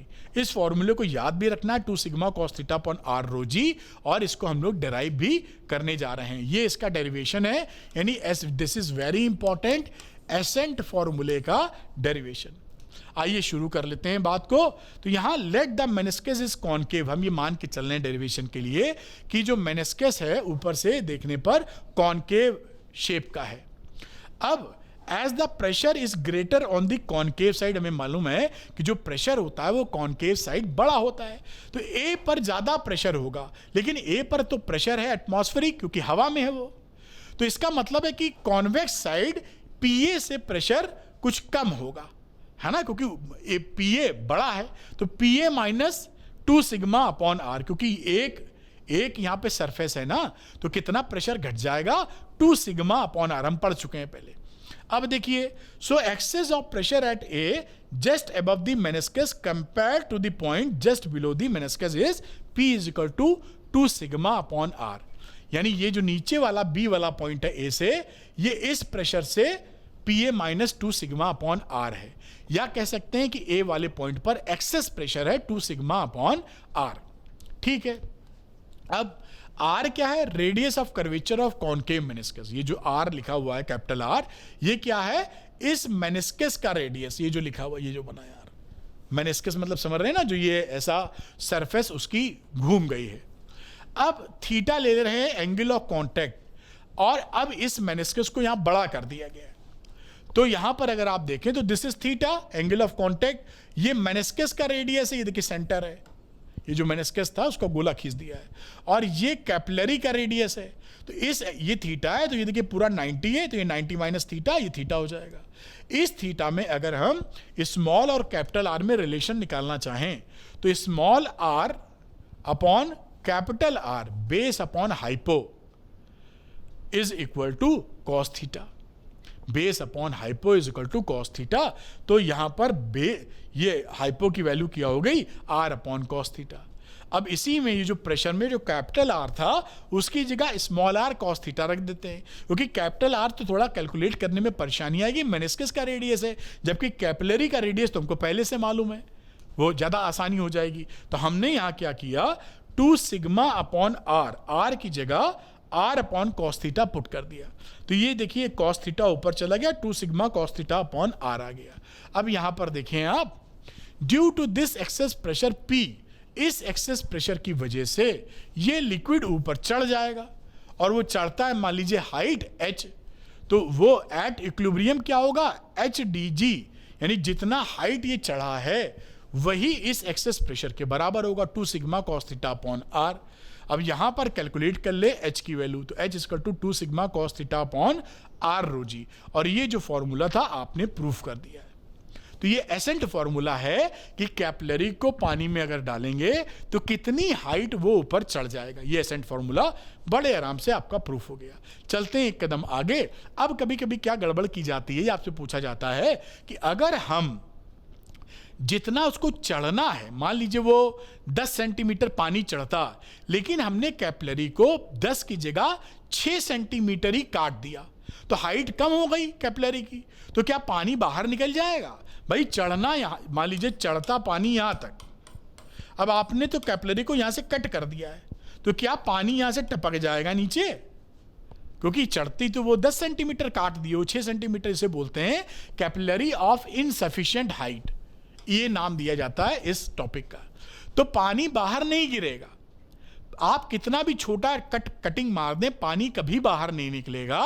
वो जो रेडियस है मेनिस्कस की उसको एडजस्ट कर लेता है। क्योंकि यहां पर हमेशा ध्यान रखें H और R का जो कोफिशिएंट होता है H1 R1 equal to H2 R2, हमेशा ये कांस्टेंट होता है। अगर जो फॉर्मूला पीछे से निकाला था उसमें निकालेंगे तो हमेशा H इंटू R ये वैल्यू आपकी कांस्टेंट आ जाती है। H क्या है? हाइट ऑफ द एसेंट जितना हो रहा है, height of the column, R है रेडियस ऑफ द मेनिस्कस, है ना।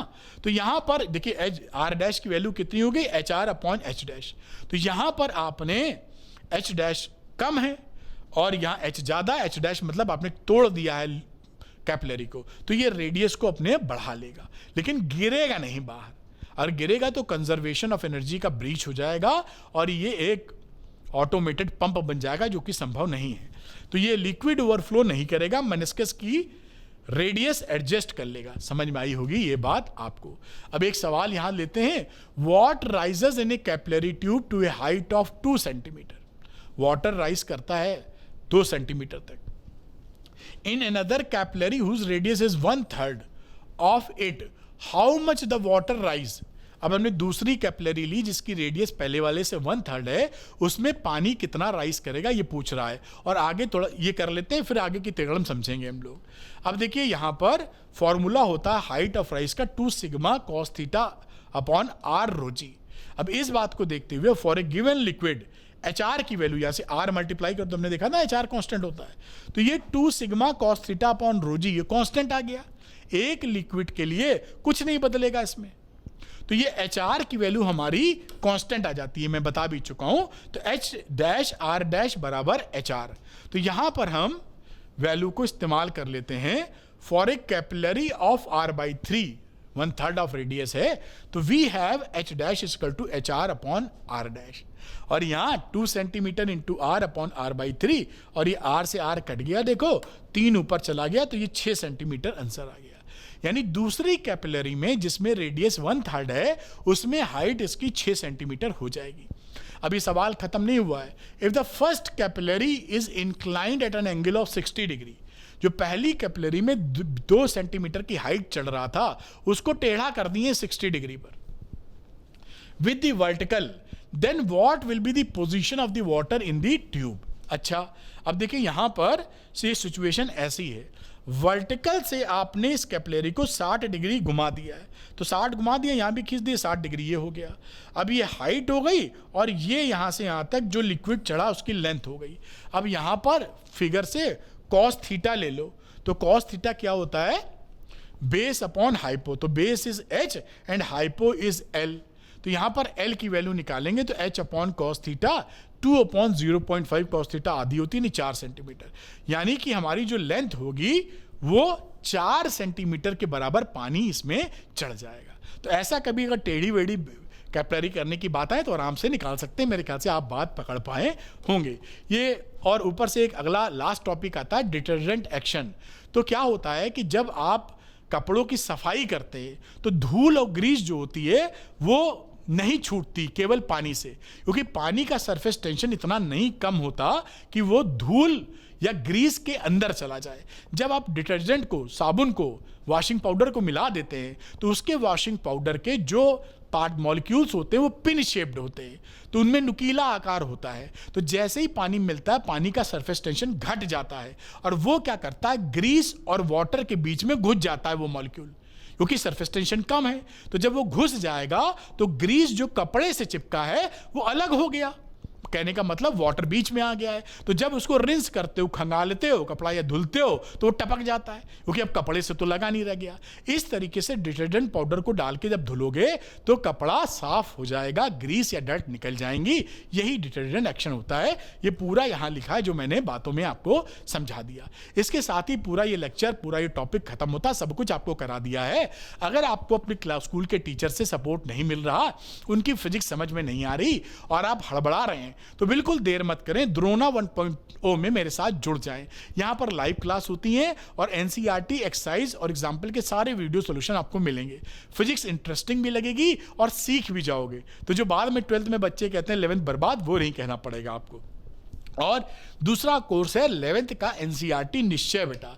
यहां पर आपको वीडियो कोर्स है, एनसीईआरटी एक्सरसाइज और एनसीईआरटी एग्जाम्पल्स के वीडियोस मिल जाते हैं। फुली सॉल्व्ड है, हर सवाल, एग्जाम्पल, हर एक्सरसाइज सरल भाषा में वीडियो मैंने रिकॉर्डिंग की है, जो आप इसका लाभ ले सकते हैं। तो एनसीईआरटी निश्चय या द्रोणा 1.0 जो भी लेने में आप इंटरेस्टेड हैं, अरविंद एकेडमी ऐप को डाउनलोड कर लीजिए, स्टोर सेक्शन में जाइए, वहां द्रोणा 1.0 और 11th एनसीईआरटी निश्चय दिखाई पड़ेगा। जो भी सुटेबल आप ले सकते हैं।